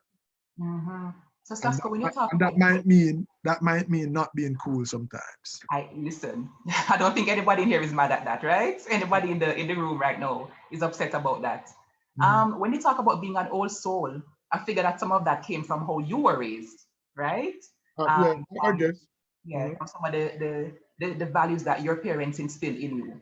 So Yeah. I'd love to hear some of the maybe like the most powerful three or two things that you walked away from your parents. I think if I can think about just what I consider to be some of my more desirable qualities in terms of through my eyes, like the things that I'm most proud of, with what my what my character is and what my different attributes are. Individuality, uh, you know, understanding that I am 100% sure of myself in terms of who I am and who I want to be, and I take absolute pride in that. And it's laughable when people try to influence me outside of that. So, for example, with my career being what it is for the last 20 years, people assume that I should have piercings by now, and I've gotten, overt, what do you call it? Um, Invitations, if you want to call it that, or suggestions. Boy, yo, you for boy years, the girl, I'm gonna love it, or blah blah blah blah blah. Or yo, say that away, or nah, not for me. It's like that sort of just being sure of yourself in that way, and understanding that frankly, I don't care if everybody's doing it. I'm not doing it, and that's that. I've been industry or no industry, I've never smoked anything in my life, not even one time. No cigarette, no nothing ever, not one puff of No anything. paper, no Not leaf. well, not well as a kid, yeah, but I mean, like when it really counted, like what pass like I was saying, when playing as kids, you roll a paper and pretty whatever. That's just playing. I'm talking about like when things really got real and man start carry cigarette come to school and I say, yo, I've never tried any of that. Once again, because I decided that I'm not doing it. I know, no matter how much friend may have, if everybody in the world was doing it, I make up my own mind, and that's certainly one of the most important things I think I learned from my parents, as well as integrity. So my like it is unimaginable to me that somebody could ever think that I would steal something from them, or try to like misrepresent something, and it makes me very uncomfortable. So I remember, for example, these two jars of paint, like it's a metallic paint, right? And I had them for like 2 days, but when we realized we never wanted to do something else, and so these two jars of metallic paint is not a mixed paint, you just go and you buy them, and it's just two jars. So I took them back to the store, and they're saying that they don't the returns on paints, because whatever the reason. And I'm like, wait, what? No, so there's a receipt about them. So I want to do something different. And so then the manager comes out, or the owner guy comes out, and he's telling me the reason why they don't is because, like sometimes, people might do X with it or do Y with it, or maybe them pull it or whatever. And I'm standing there saying, well, I can tell you right now, I didn't pull it, and therefore, take it back. And even though it was a policy, and them have them policy and thing, but I just couldn't get past the fact that, listen, may I tell you something, I pull your paint, Bridget, what you mean? Take back the paint and give me money. Like that don't apply to me. When you tell me about people sometimes we do this or that, I couldn't get past the fact that here I am telling this man that I'm gonna pull the paint and it should just be so. But then it's afterwards we realize, well, you might have people who come and, you know, take God off of the cross, and next thing you know, so in that sort of way, like to think that you can even dream that whatever I'm saying is not exactly as it is incredible to me. So like things like that, like, you know. Yeah. And you know, these are powerful things to pass on to the next generation, but they're not always easy, you know. So I hear so many parents, and the conversation tonight has been so interesting. So many people talking at different points from last week into this week about men, especially around trust. You know, I have to monitor them so that, you know, I can trust them. What do you think, Sasko? Coach us through that part of the conversation, please. All right, so I have a 15-year-old. I have a Lauren is gonna be 10, and Joshua is 8. Ali is 15, going to be 16. And so Mm-hmm. the conversation with Ali is like, listen, so you're gonna earn your freedom in terms of, you know, what you're able to do based on establishing that, you know, if we agree on something, that's what it's going to be, you know, it's 100%, you know, straight up, you know, what we agree on is what it is, and having that sort of trust. And then you know, with Lauren and Joshua trying to, you know, establish the same kind of framework in terms of how we communicate, and, you know, what you say is supposed to be. So, well, most recently we had a situation where, you know, man, Joshua had a, you know, a little issue about misrepresenting something, and then the the effect of it was so um, real and deep that I eventually, you know, I had a conversation separately with each of them to tell them the framework of what is going to happen with our relationship if Mm-hmm. it is that they feel like lying somehow is some kind of thing. It's not going to be a thing, you know.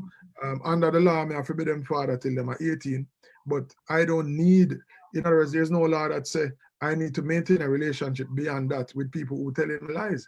And so no, listen, I don't, listen, it might sound away to some people, whatever. I'm just sharing with you right now that I tell them straight. So if you're gonna tell me lie, we can't have that kind of relationship. And matter of fact, I won't. So that's one condition. And before you start to think how harsh that is, you can also think, well, to avoid all that, just don't tell any lies. And oh, and by the way, it's two-way. I'm not telling them lies about anything. But it That part. yeah. So you know, so yeah, it's a two-way street. And like absolutely, you know, sometimes we want things a certain way, but we are afraid to so as I'm saying, for lack of a better term, let the crime for the punishment, I guess. Well, I'm saying to you that lying is absolutely 100% unacceptable, and I refuse to have a relationship with a kid beyond what the law says if they're going to lie to me. I refuse to do you know, listen, if that can't drive home the point to them, I don't know what will. But Mm-hmm. and it's not just a matter of me saying that, it's a matter of trying to give them, to me, the best gift that you can possibly have in this life is to have your word and have people know that when you say so, that's exactly what it is.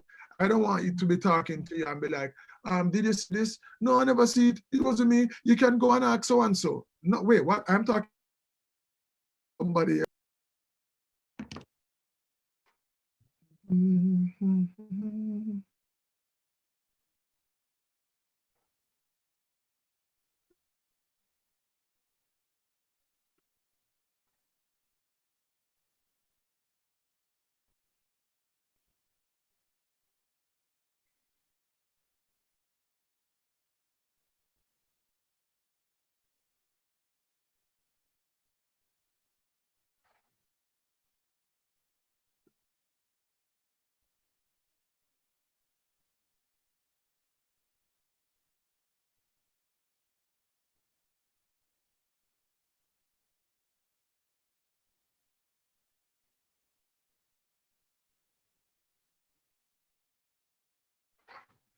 I see the smile upon your face. Can you all hear me?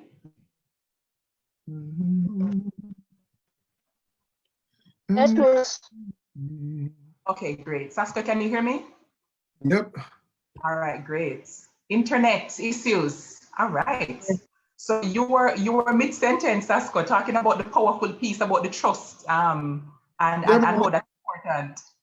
yeah, like I say, I made it absolutely clear to them that it's paramount, and it's critical to our relationship. Or, if we are to have a real relationship, that's a key component of it, and one that I'm not willing to compromise on. Mm-hmm. Sasko, you started off talking about a very important part of what parenting really is. And it's not Mhm. trying to raise a replica of yourself, right? Or of your wife, right? Or of your partner. It is actually raising individuals to Yeah, pursue, to fulfill their purpose. absolutely. Yeah. Yeah, And, and and, so and go ahead. yeah, so a big part of that is trying to identify from early out, what kind of inclinations they might have, if they lean towards, X or Y or Z. So for example, we have a song released a couple of days ago with Lauren and myself, Yes, we love and it. thank you. And people would imagine that, maybe that's some prodding from my side, or, what I mean, like it kind of always happens, the footballer father with the footballer son, the basketball dad and his son. But, so I was very, very conscious of definitely not imposing my, any my interests, upon them. And most importantly, not imposing my fears on them either. So Ooh.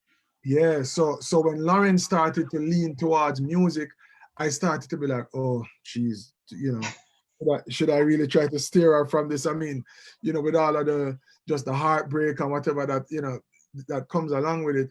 And I have to give credit to Nix. She reminded me to, be very careful to not, impose none of that and allow her to find her own way with it. And provide whatever guidance I can in that sort of way, but don't project any of the fears and whatever onto her, and just allow her to have her own experience with it and support her as much as I can, wherever I can. So one of the things like we've been doing is that, she's 9 years old, people will reach out and be like, oh, can Lauren come here or come there or whatever. I'm trying to manage the idea of music being just fun, and it's just, you're still 9 years old. You want to do how you feel about doing this thing, Lauren? Where do you want to go? No, whatever. Then that's that. There's no, listen, I'm not doing anything more than support whatever you want to do. Yeah. Mm-hmm. And Sasko, for issues that are not a matter of negligence or breaking protection, I feel like that's an important way that parents can show up, like give them a say. You know what I mean? So if it's not a Yeah. matter that it can be, outrightly harmed, by a Yeah. danger. Yeah. I You love know, that. so for example, we're about to travel for a couple of days, and the kids have like a week left in school, and they came to us saying, all right, well, when you get back, if we're in the house together, then we can't go to school, so we're gonna be staying with so and so. And they're kind of like, yo, this is what we want to do, and please say yes. But they lay out them case, and what I mean, it was impressive how they put them thing together, and and so yeah, we allow them that sort of freedom and agency to have ideas and And it yeah, creates confidence and it shines through. absolutely. You want a situation where you can't want to only they should speak on occasion when you want them to speak what you want them to speak. You have to create the environment that they know that they can say something, and it be welcome. And then them know, so sometimes, all right, enough now, this is, we have an adult conversation here, goodbye. So listen, everything, it's always a balance, but and even that too, when it comes time for you to say, like sometimes I just say, all right, guys, come on, disappear. Like to understand that when that time comes, it's just that time for, it's not your time now, goodbye to you. But to understand that the next time is your time, just the same, and there's no hard feelings, and there's nothing in the way of understanding that whatever is happening is with a good intention and is with the overall goal of helping you to grow up and navigate life in a way that, based on our experience, we figure could serve you well. That's all. Mhm. Yeah. Love that. Earlier in the convo, our teenagers were talking about some of the problems that they face. And the whole reason why JN Let me agreed to hear have them. this. Let me hear them. So, all right. So one of them is parental expectations, meeting up to what they know their community wants for them. And I love how you understand? No. Well, Yes. so luckily for them, I found myself in a quote unquote non-traditional career path. And so I'd be the hypocrite of the century to dissuade them from pursuing anything that could be seen as non-traditional. But in the spirit of remember this, you consider that, blah blah blah, just as a matter of giving you as much information as you need to help your decision, as well as to provide I guess some insurance for your decision there.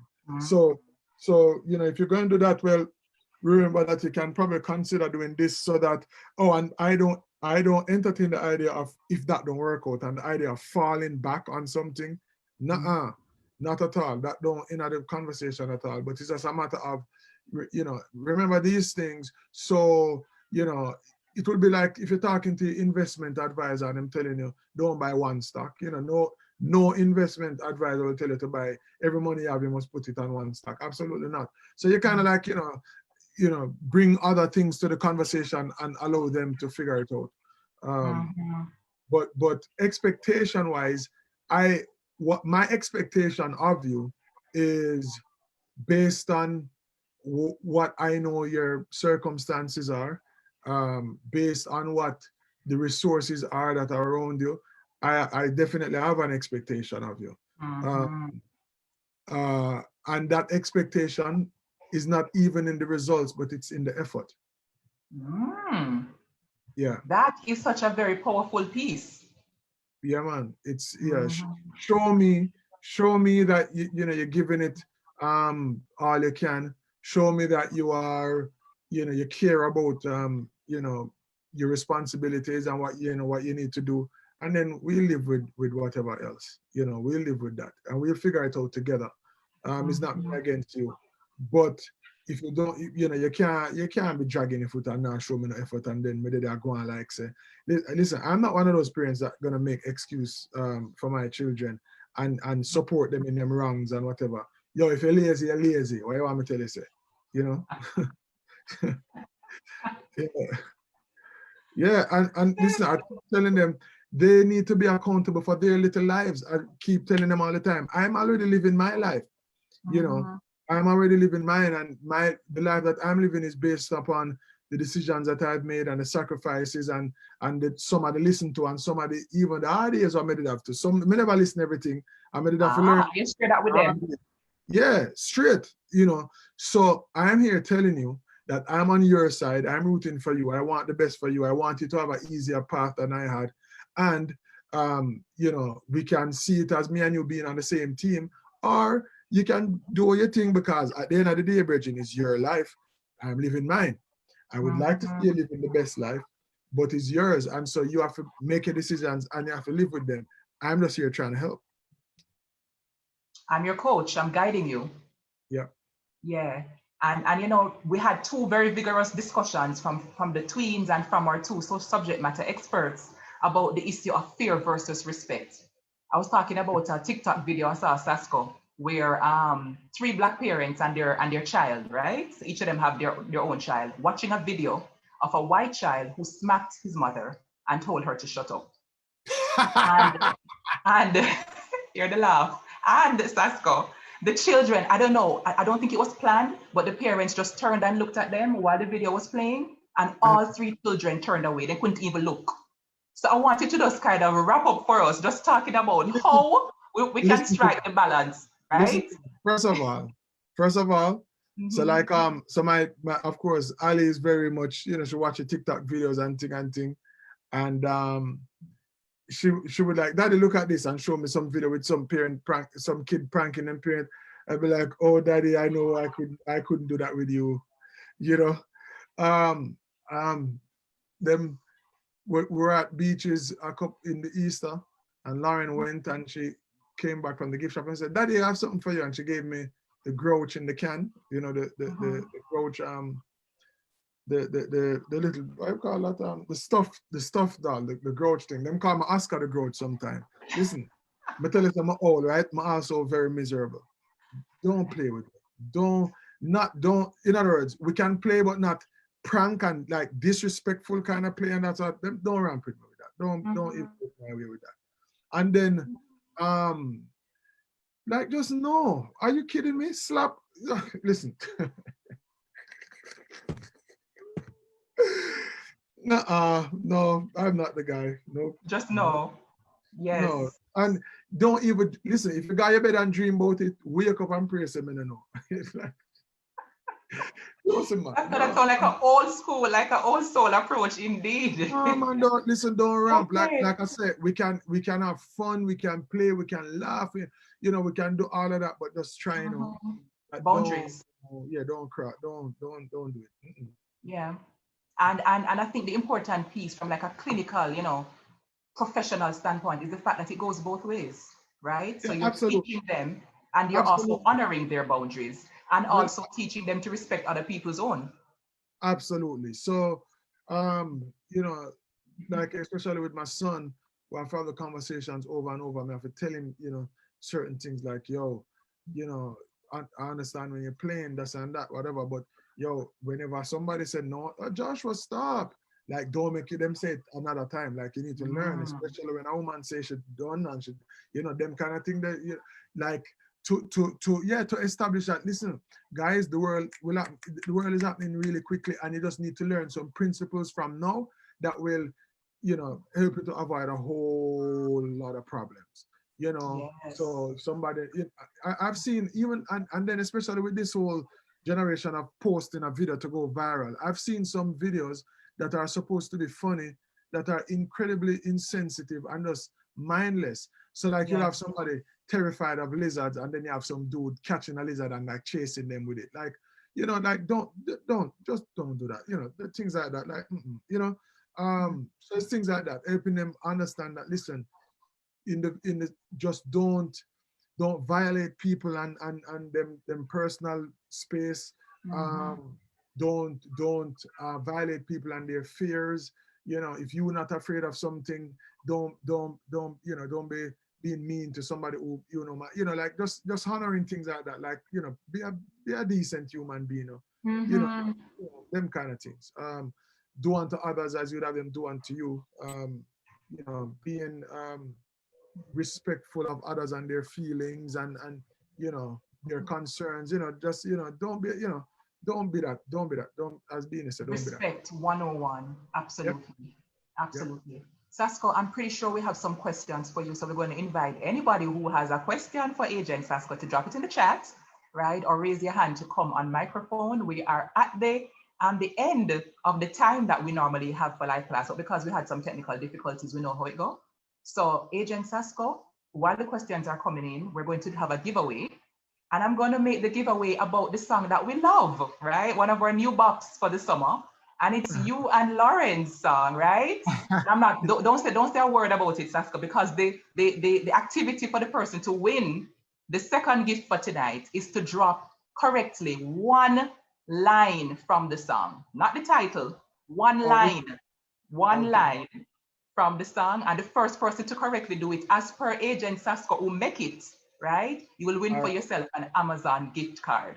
All right, so let's go, let's get it. And if you have any questions, now is the time. I can imagine them typing up a storm, trying to remember, I go again, apart from the chorus, because it's still pretty new, right? It just dropped a few days ago. Yeah, like less than a week. So yeah, it's fresh. Yeah, just a couple of days. And it's perfect for Charles. But when I heard it, I was like, this is so beautiful, you know? And giving our children. And I think I don't know if it was intentional to tie it into the theme of soaring, right, for the month, but it's so perfect. It was more towards the book, but then yeah, it all works. Yeah. Yes. Yeah, absolutely. That's all we can say because the people are voting, right? And here they come. So Sasko, are you a part of the work this, you know? Well, Winner if like no caterpillars song. So can fly, so can I. I mean, yeah, that's a line from the song. all right, so it's up to you. Are you giving it to Denise? Yeah, well, she was the first answer, and you did say a line, so yeah.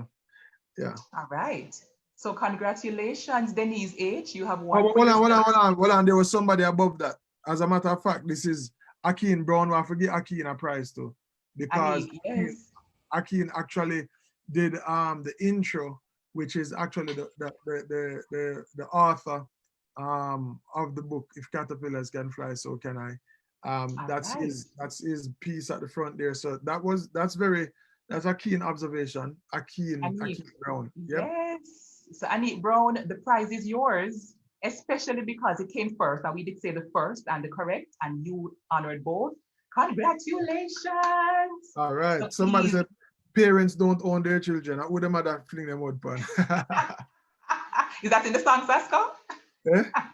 Is that in the No, song? I don't know how that drop in. So it's just a nugget of wisdom, right? I guess. I want to welcome back everybody on stage. Agent Saska, it's always a huge pleasure to have you. I mean, so much insight, so much wisdom, and so much realness. And we are here for it all the time. Yeah? Yeah, thank you. Yes. All While right. we are about to wrap it, I'm going to ask for us to just launch the results of our poll question so that launch the poll so we can get the results. And if we have any questions from our young panelists in particular, Joash, Javier, or Jalia for Sasco, or for anybody else, please go right ahead and do that. All right. And while we're doing that, let me just get some of the gems. Let's wrap it up with some gems.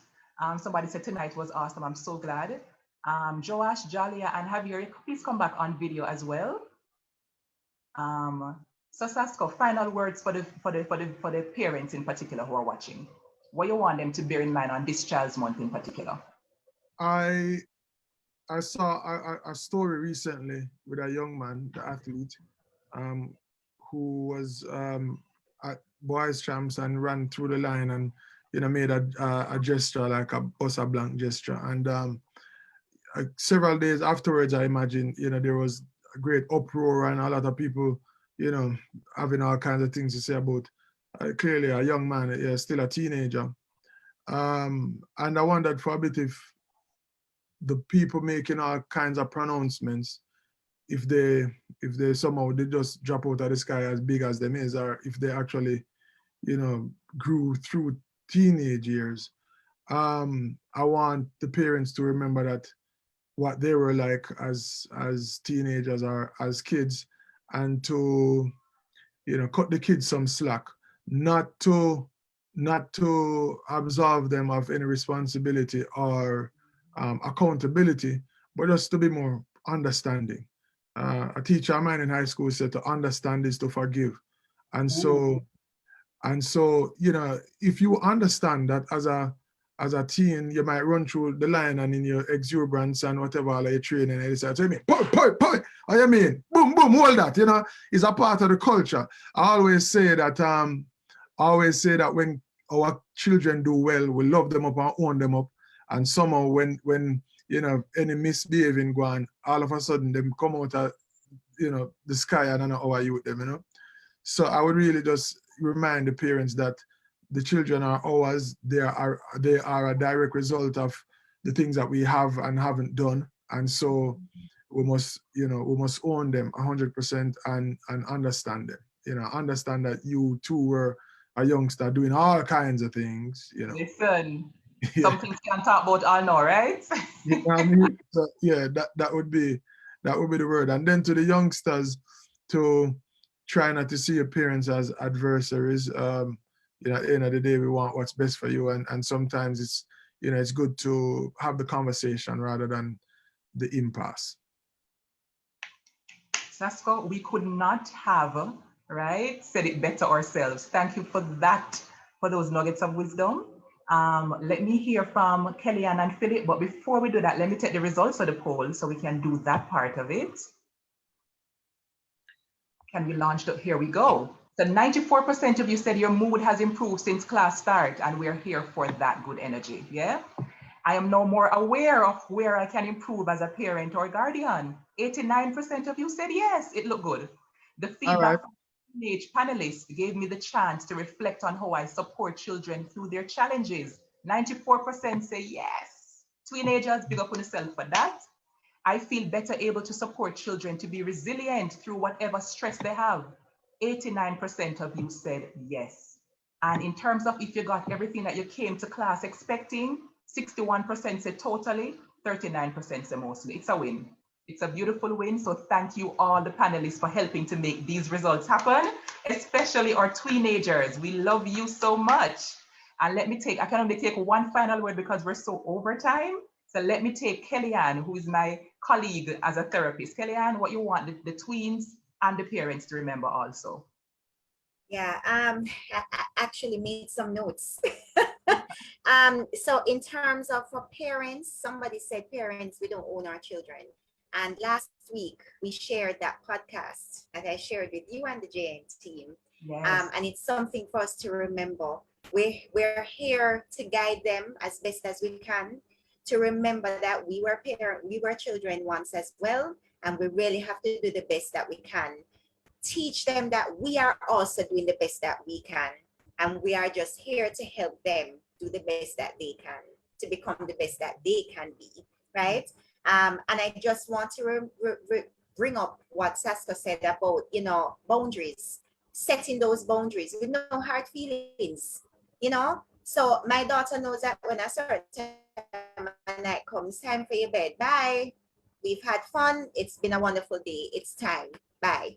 Setting those boundaries and helping your children to understand, to know where you stand, but also respecting and showing them that you also respect where they stand, how they feel about things. Absolutely. The same way that I don't like when you do certain things, and I'm going to tell you what I don't like.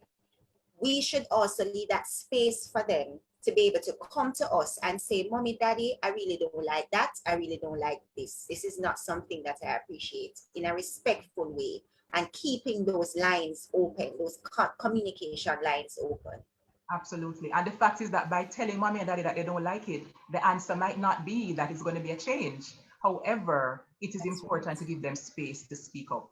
So with that Yes. said, I want to thank Jalia, True, Joash Salmon, and Javier De Aguila, and Philip Pinnock, Agent Sasko, Kelly, and Brown Campbell for doing an amazing job for the last two sessions. And for those who came last week, Jabari, Moses, I'm gonna get in trouble now. The other two panelists' names escape me right now, but big up on yourself. Thank you so much. And as usual, much love to the JN family. Michael, much love to the JN family for helping us to have these conversations. Be well, everybody. Take care of yourselves. And especially to our tweens, we love you, we're proud of you, and we're here for you. Thank you for being brave, and thank you for being great. All right? All the very best. We sign off with just so much love. Until we come back into live class when Jane will announce it again, please take care of yourselves. Honor your children. Children, honor your parents, and let's just spread love, okay? Because we're all deserving of it. Until next time, everybody, smooches and take care. You can unmute and say bye. Bye. Bye. Bye. Bye. Bye. Bye. Bye, Thank you sis. for having me. Bye, everybody. Take care and thank